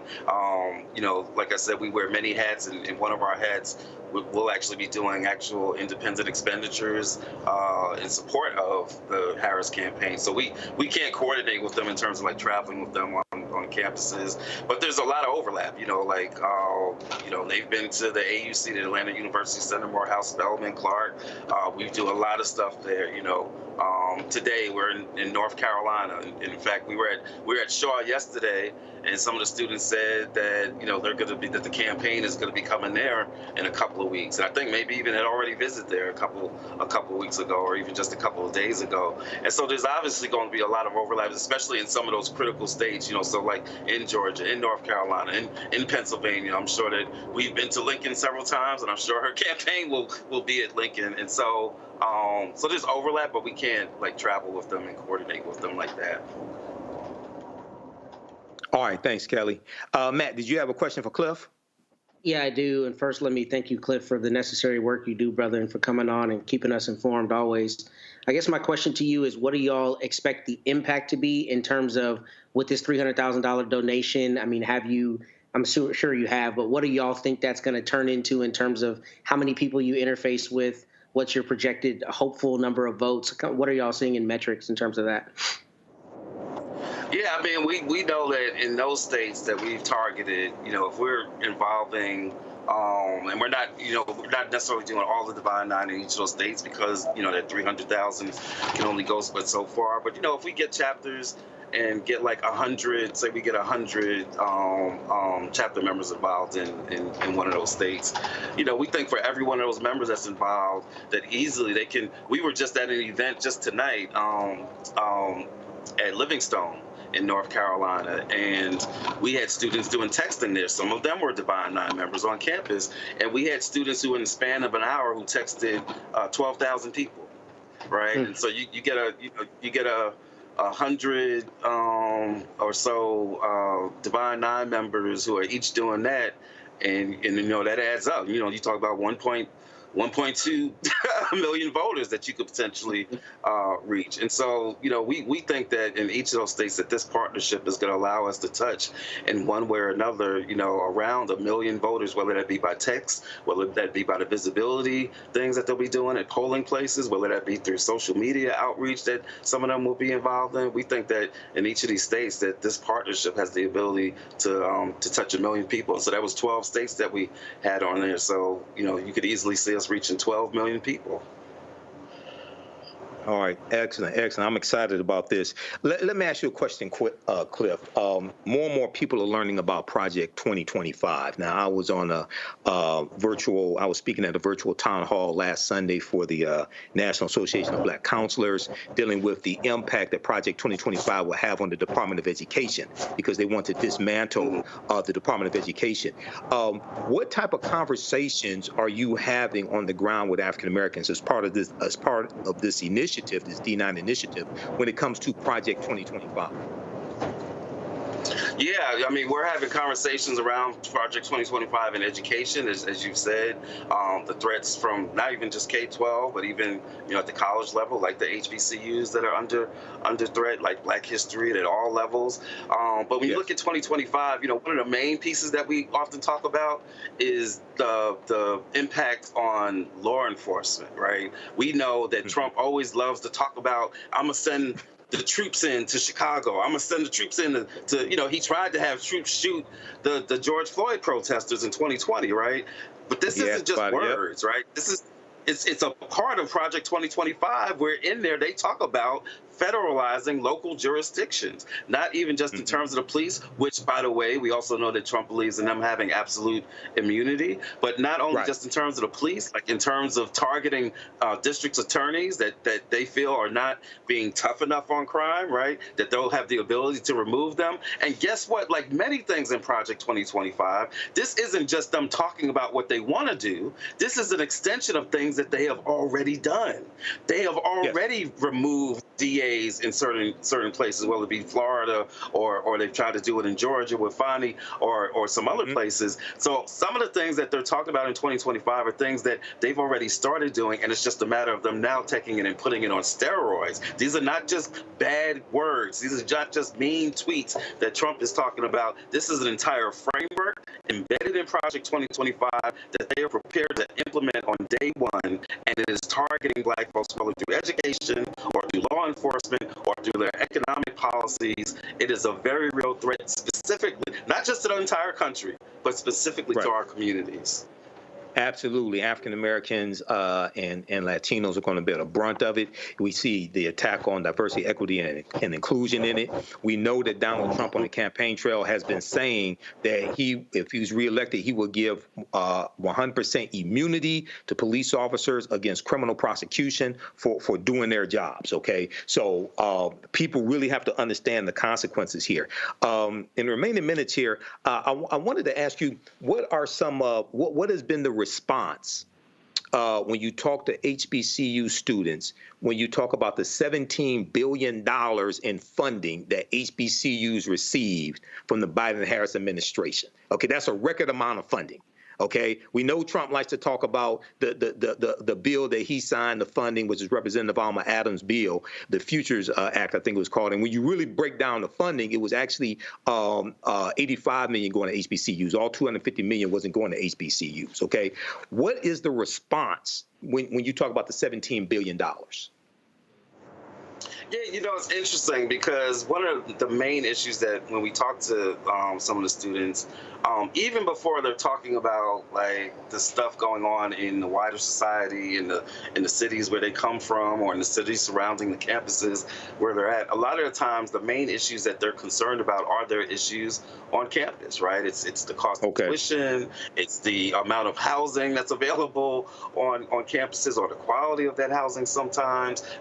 Sometimes it's even safety issues, right? And so, when you raise this issue, and sometimes the interesting thing is that they don't see that being connected to politics. They don't see that as being exactly. Some of them do, right? To be clear, some of them do, but you've got a significant chunk that are like, oh, that policy thing is something else, but that's not connected to like the housing on my campus. And so sometimes the conversation is just around helping to connect those dots. Like, where do you think some of these resources come from, right? Where do you think student aid, how do you think that that's determined, and who it is that you think is able to make these decisions? And so the first step is just connecting those dots, and then you can get into like the differences between, oh yes, the Biden administration made this amount available as opposed to the Trump administration that didn't do nearly as much. But the first most basic step is oftentimes just getting them to see the connection between their daily lived experiences on their campuses and federal policy and federal offices and these elections. Exactly. As I explained to people, politics is the legal distribution of scarce wealth, power, and resources. And one of the examples I give is the $1.9 trillion American Rescue Plan that was passed in March 2021. It brought us out of COVID. It distributed stimulus checks and $1,400 plus stimulus checks, which were larger than the ones that Trump signed. Okay, people, I still encounter people that think Donald Trump gave them some money, so this is why they want to vote for Donald Trump. But it saved the economy. It opened us back up, brought us out of COVID, things like that. So what are some of the maybe one or two key pieces of legislation besides the $17 billion for HBCUs that when you explain it to people, they say, oh, I had no idea this is where this came from? Like the $1.2 trillion American Rescue Plan. That funded 56,000 construction projects. What are one or two pieces of legislation that you hit people with and knock them out? I think that the student debt, often raises eyebrows, like people saying, oh, I didn't know, because they're so used to hearing nothing's been done on that, right? Right. And then when they hear $167 billion in student loan forgiveness for about 5 million people. Yes, go ahead. Right. So that raises some eyebrows and gets people talking about, oh, I didn't know that. The other piece, and this is really, really interesting, and this is particularly the case with the young brothers on the campuses, is the economic stuff. Because that is often one of the issues that particularly younger brothers feel like, not so much that, you know, they like Donald Trump, but, you know, when they talk about like what they think somebody might be better on, right? Like even some of the ones that say, "Oh, I don't like Donald Trump, he's racist," you know, the abortions, like everything, right? They say, "Oh yeah, but I think he would be better on the money thing," right?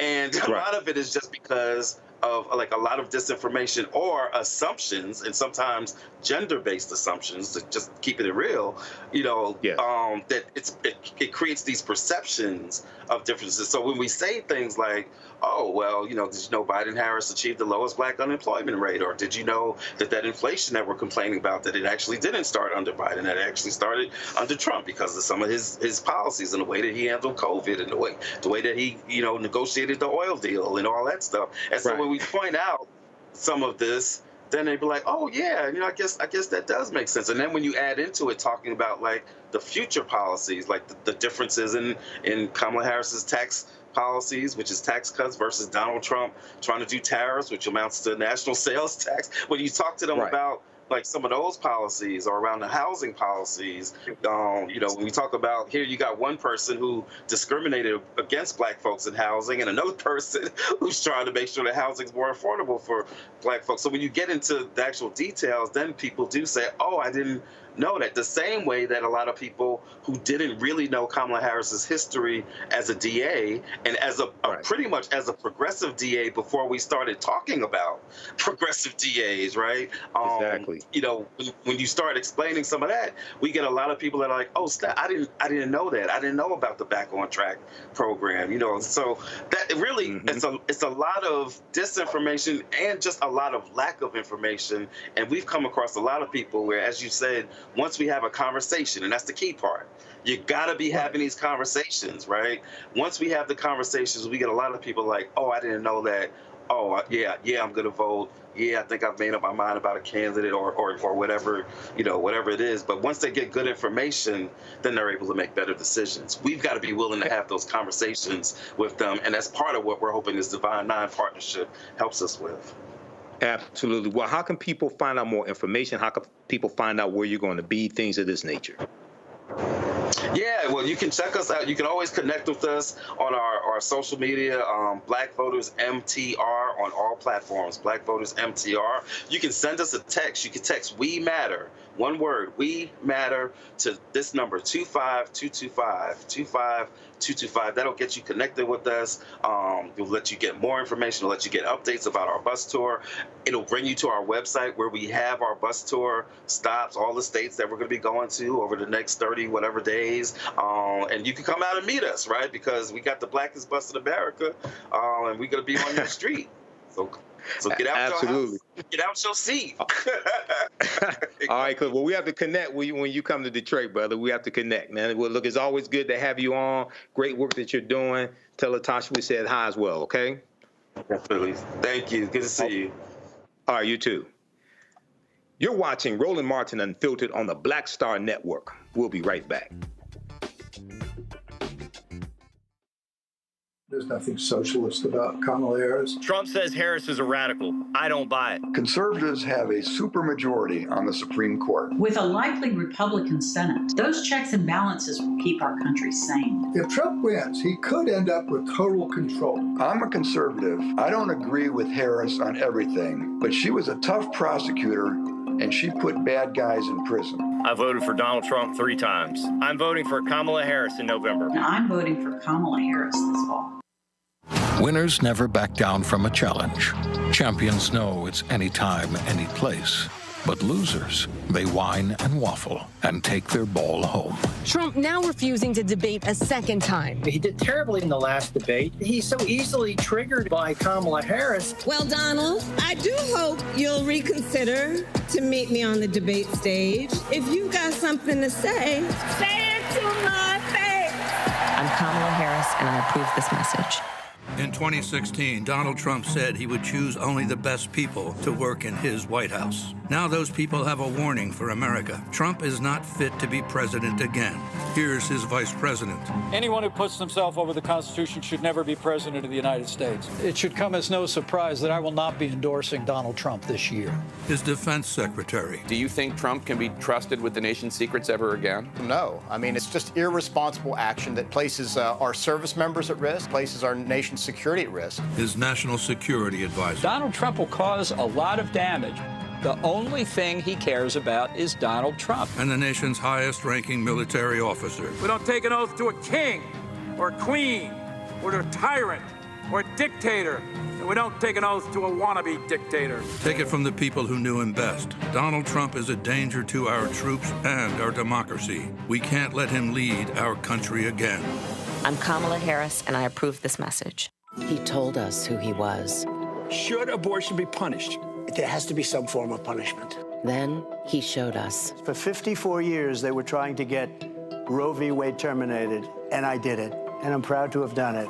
Now Donald Trump wants to go further with plans to restrict birth control, ban abortion nationwide, even monitor women's pregnancies. We know who Donald Trump is. He'll take control. We'll pay the price. I'm Kamala Harris, and I approve this message. Bob and I both voted for Donald Trump. I voted for him twice. I won't vote for him again. January 6th was a wake-up call for me. Donald Trump divides people. We've already seen what he has to bring. He didn't do anything to help us. Kamala Harris, she cares about the American people. I think she's got the wherewithal to make a difference. I've never voted for a Democrat. Yes, we're both lifelong Republicans. The choice is very simple. I'm voting for Kamala. I am voting for Kamala Harris. IVF is a miracle for us because it allowed us to have our family. After having my daughter, I wanted more children, but my embryo transfer was canceled 8 days before the procedure. Donald Trump overturning Roe v. Wade stopped us from growing the family that we wanted. I don't want politicians telling me how or when I can have a baby. We need a president that will protect our rights, and that's Kamala Harris. I'm Kamala Harris, and I approve this message. When you talk about blackness and what happens in black culture, we're about covering these things that matter to us, speaking to our issues and concerns. This is a genuine people-powered movement. There's a lot of stuff that we're not getting. You get it, and you spread the word. We wish to plead our own cause. Too long have others spoken for us. We cannot tell our own story if we can't pay for it. This is about covering us. Invest in black-owned media. Your dollars matter. We don't have to keep asking them to cover our stuff. So please support us in what we do, folks. We want to hit 2,000 people, $50 this month, raise $100,000. We're behind $100,000, so we want to hit that. Y'all money makes this possible. Checks and money orders go to P.O. Box 57196, Washington, D.C. 20037-0196. The Cash App is $RM Unfiltered. PayPal is R Martin Unfiltered. Venmo is RM Unfiltered. Zelle is Roland at RolandSMartin.com. This is Essence Atkins. What's the love king of R&B, Raheem Devon? It's me, Sherry Shepard, and you know what you watch. You're watching Roland Martin Unfiltered.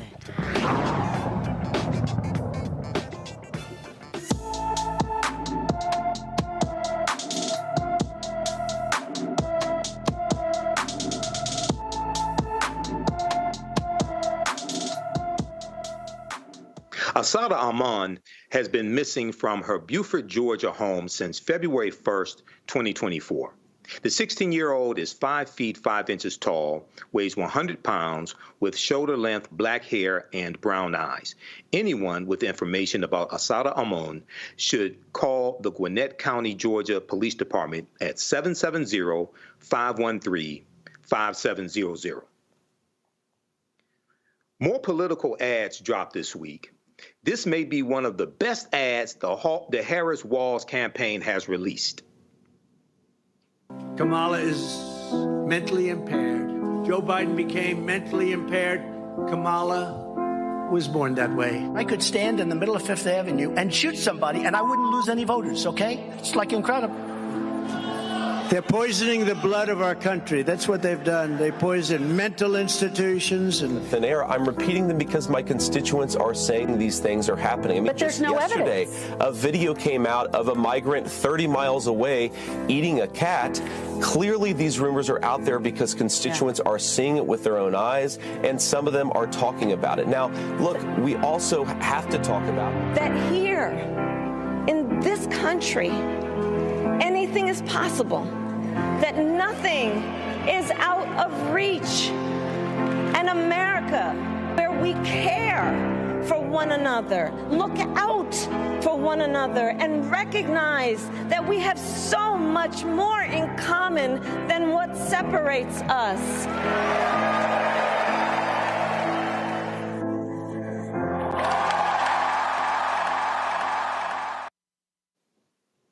Now, that's a powerful ad dealing with the impact that a lot of this rhetoric, especially coming from the Trump campaign, has on children. There's another ad, the Veterans for Responsible Leadership ad.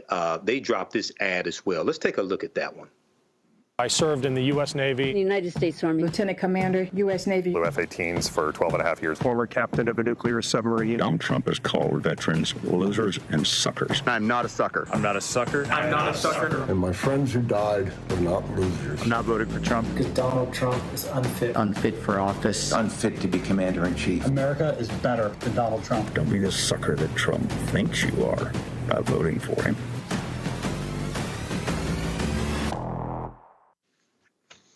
All right, that's another powerful ad, and I want to bring Matt in on this and talk about these two, and then we have one more to play as well. So far, Matt, what do you think about these two ads? One is showing the impact that this rhetoric has on children and showing a distinct difference between the Harris-Walz campaign and the Trump-Vance campaign. And another one, you have veterans who are basically saying they're not voting for Donald Trump. Well, what are your thoughts on this?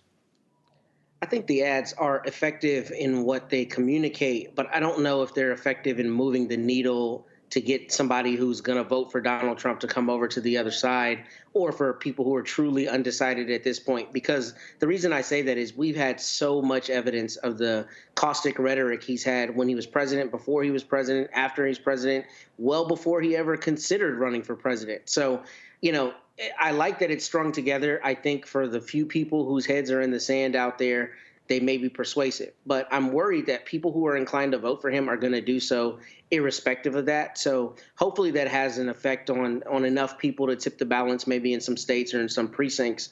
But we're used to it. So that's kind of old hat. What I will say that is interesting, though, is one of my partners is actually a former Air Force aviator. And all the things those veterans were saying are exactly what he says in the halls of our law firm. Just that Mr. Trump is so unfit, and as a veteran that he's just, you know, incensed that he would talk about people who put their lives on the line the way he has. So I don't know how large that contingent is in terms of voting, but I'm hoping that it turns into measurable effects in these battleground states and across the country, because it doesn't make sense that you get to beat the drum of national security all the time and then, you know, denigrate the people who actually sacrifice for national security. It doesn't make sense. Well, we know that September 22nd, 2024, New York Times reported more than 700 current and former national security officials back Harris. These are officials who served in the Reagan administration, Bush administration, et cetera. And we also saw Donald Trump on the campaign, who tried to equate traumatic brain injuries that some in the military suffered, try to equate that to a headache. So it's clear that he does not respect the military. He only wants to use them as props, only wants to use them to his advantage. We have one more dealing with business leaders that we're going to go to. The business leaders for Harris released this ad.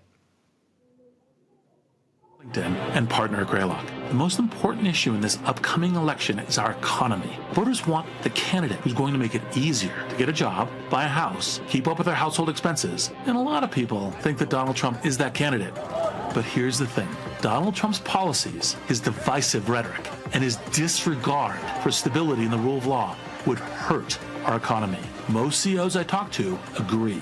And that's why we started this project, Business Leaders for Harris, where I sit down with CEOs, founders, and business leaders to discuss why Kamala Harris is the right candidate to build a healthy, strong, and growing American economy. Now, I think that one right there is really powerful, especially targeting men who think that Donald Trump would be better on the economy because they think Donald Trump is a billionaire because of the TV show The Apprentice. We saw Magic Johnson today on the campaign trail for Vice President Kamala Harris, successful businessman, multimillionaire. What are your thoughts on this ad right here, business leaders for Harris, Matt?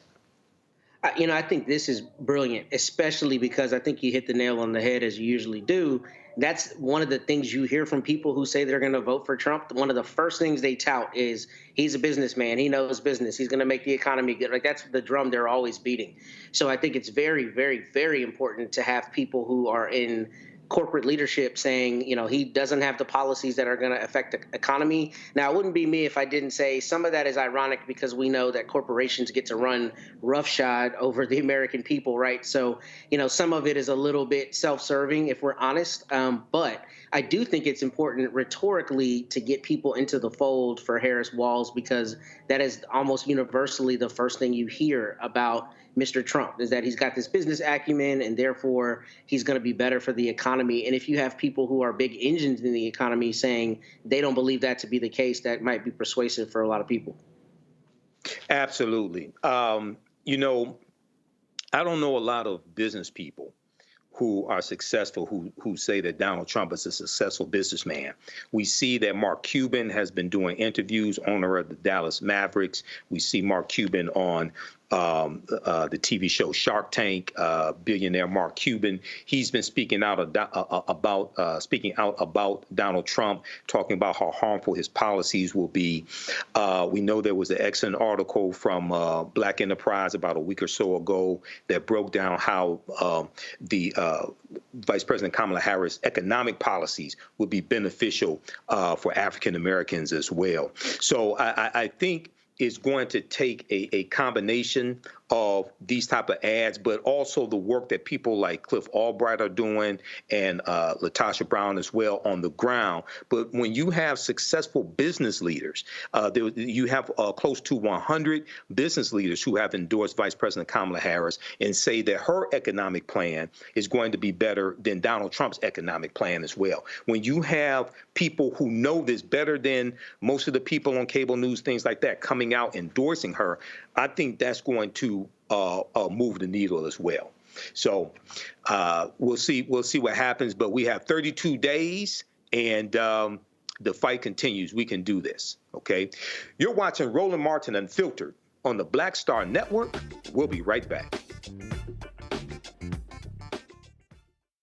He told us who he was. Should abortion be punished?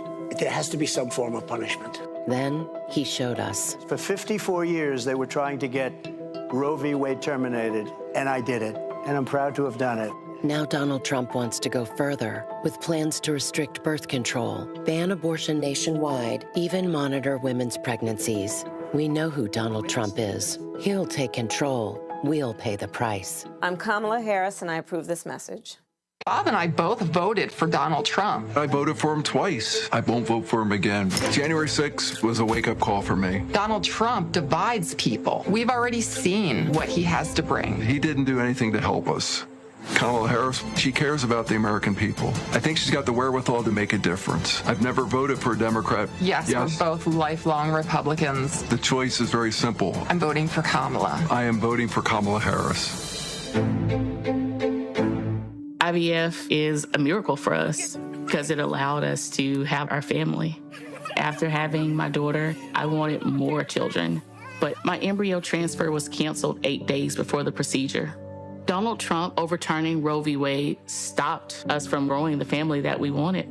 I don't want politicians telling me how or when I can have a baby. We need a president that will protect our rights, and that's Kamala Harris. I'm Kamala Harris, and I approve this message. Kamala Harris has never backed down from a challenge. She put cartel members and drug traffickers behind bars. And she will secure our border. Here's her plan. Hire thousands more border agents, enforce the law and step up technology, and stop fentanyl smuggling and human trafficking. We need a leader with a real plan to fix the border, and that's Kamala Harris. I'm Kamala Harris, and I approve this message.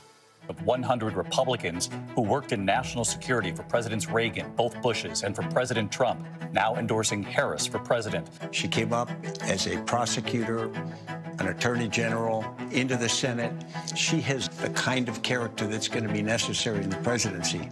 Vice President Harris is standing in the breach at a critical moment in our nation's history.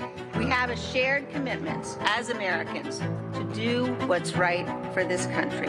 This year, I am proudly casting my vote for Vice President Kamala Harris. Former generals, secretaries of defense, secretaries of the Army, Navy, and Air Force, CIA directors, and National Security Council leaders under Democratic and Republican presidents, Republican members of Congress, and even former Trump administration officials agree there's only one candidate fit to lead our nation, and that's Kamala Harris. I'm Kamala Harris, and I approve this message. Hey, it's John Murray, the executive producer of the new Sherry Shepherd Talk Show. This is your boy, Earthquake. And you're tuned in to Roland Martin, Unfiltered.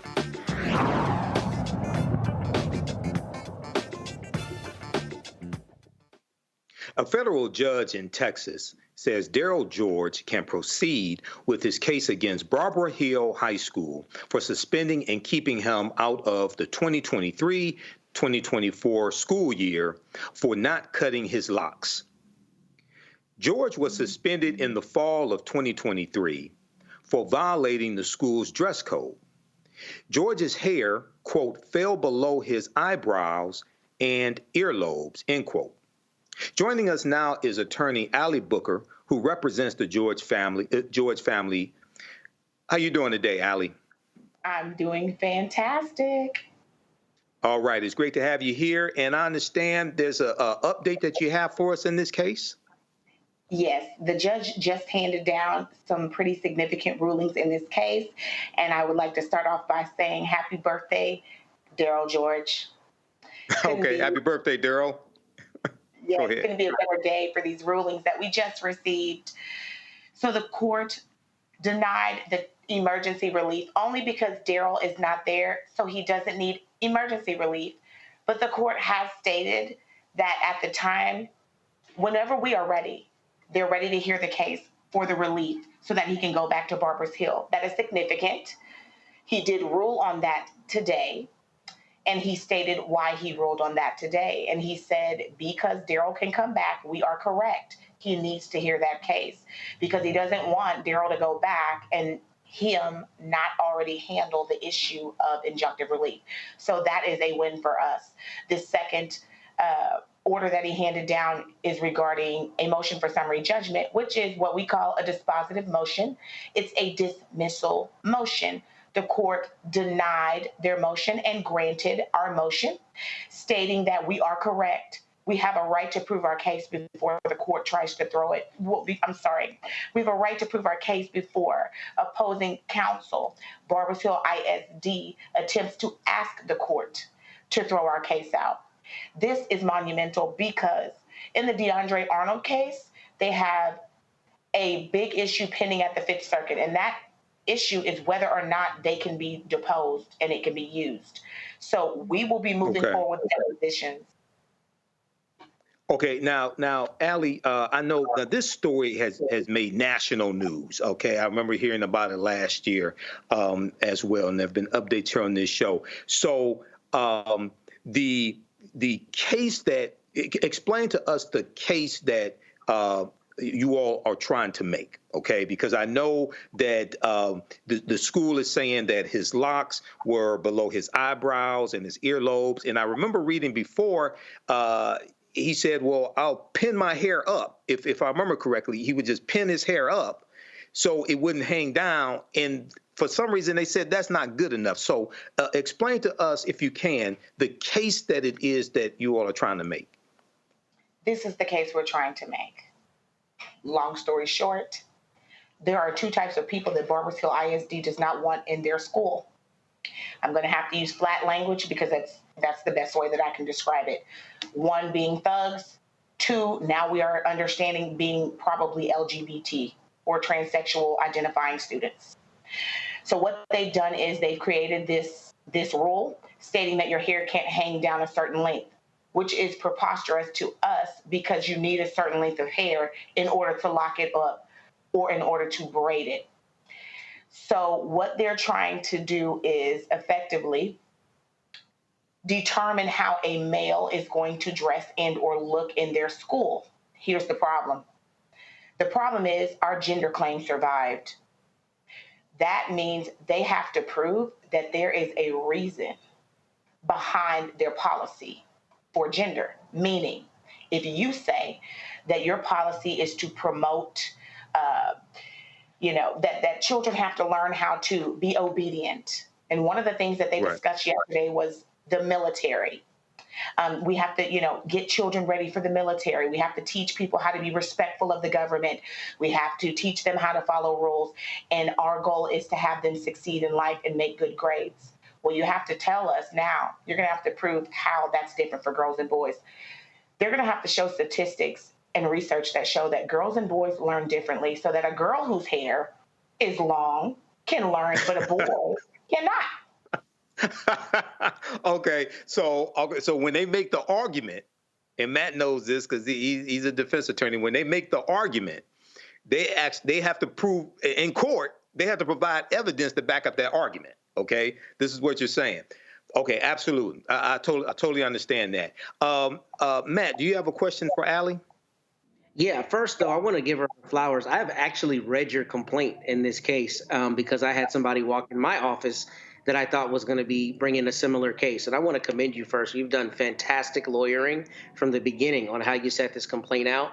And I want everybody listening to know what makes this case especially hard is the Fifth Circuit and our courts here have given so much latitude to school districts. It is almost impossible to get a school district basically off the decisions that they make because the courts give them so much latitude. They let them make these asinine rules. So this case is harder than most. So I want to commend you first, Allie. And my question to you is just how do y'all, first, how is the interplay between the Crown Act and any federal claims that you may have brought? How is that kind of being fleshed out right now in the summary judgment posture? And then secondly, what has the court said specifically about, why essentially they denied that motion for summary judgment? I know it's a scintilla of evidence and a small amount, but the reason I ask is these substantive and procedural due process claims in schools, they get so much latitude, they just pour them out all the time. I just lost a couple of them. So I know how hard it is to get there, and I'm interested in seeing what the judges' rulings have been in that respect. Yes. Well, first, I would like to say that the Crown Act, I have to say this right. I have to say it right. Technically, in the federal court, there's almost no place for the Crown Act, and I'm going to tell you why. The Crown Act is an act and a law that is for all races. Anyone can utilize it. It gives you race protection, but it's going to go along with anyone who commonly wears those types of hairstyles, so that we're not using a form of reverse racism, because we've had issues with affirmative action and things being overturned and then trying to use equal protection against us, right? So when the law was written, they made sure not to typically use race so that any race can use it, although it has race protection. So with that being said, it won't be within the claim now, right? Because we don't have a race claim, and technically the Crown Act doesn't protect only blacks. It protects anyone who has that type of hair, or anyone who needs to wear that type of hair, so that we could get around that reverse racism argument that we know they are going to try to throw out there.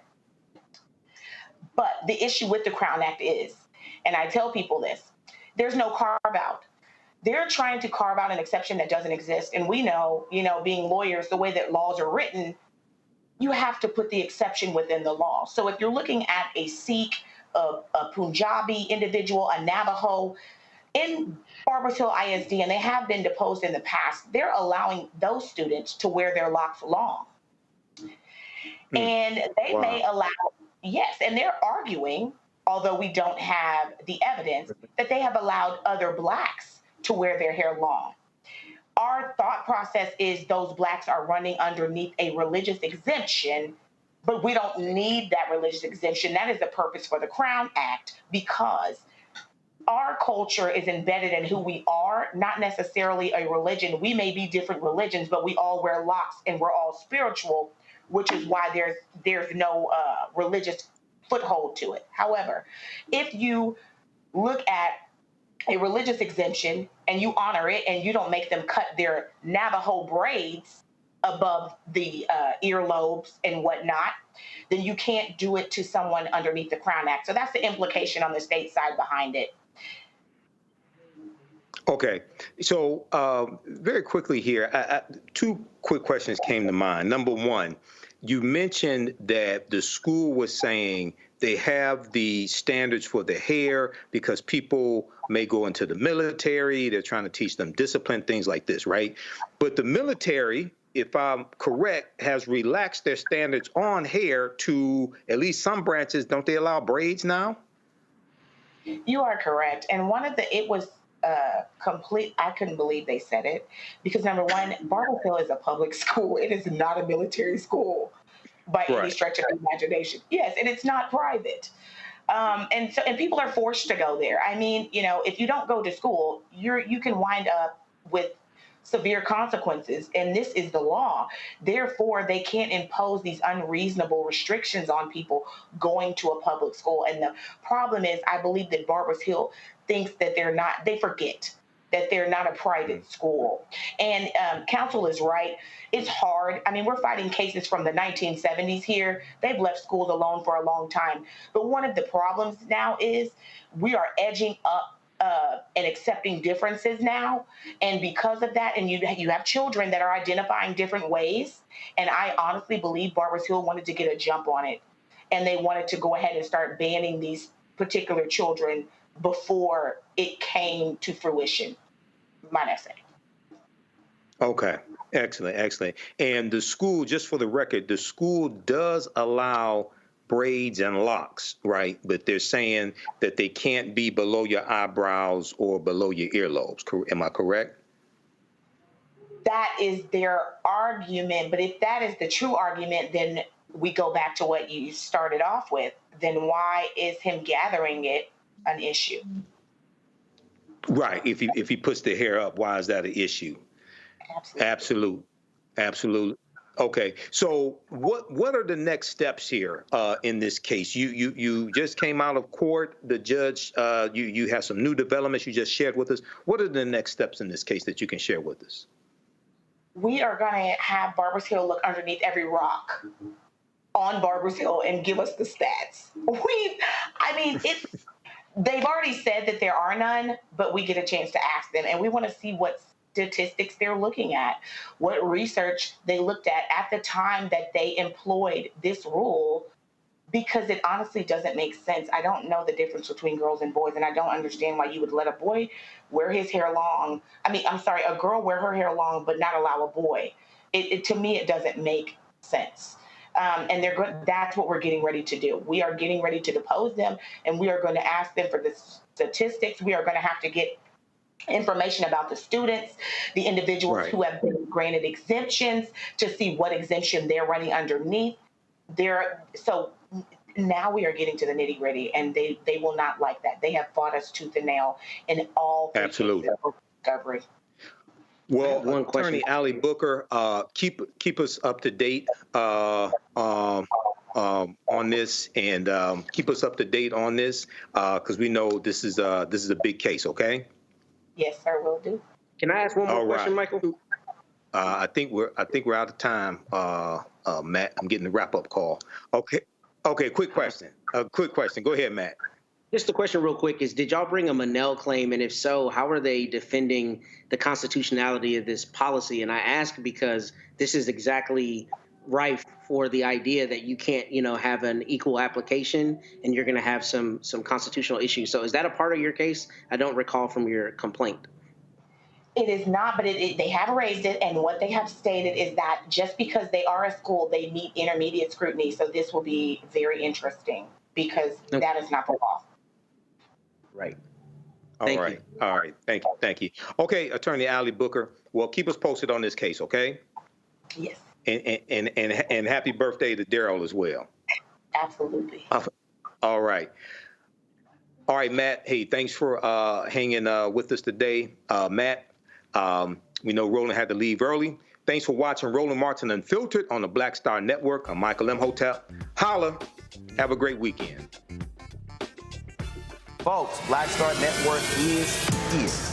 Hold no punches! I'm real revolutionary right now. Black power. Support this man, Black Media. He makes sure that our stories are told. Thank you for being the voice of Black America, Roland. Stay black. I love y'all. All momentum we have now, we have to keep this going. The video looks phenomenal. See, this difference between Black Star Network and Black-owned media and something like CNN. You can't be Black-owned media and be scared. It's time to be smart. Bring your eyeballs home. You dig?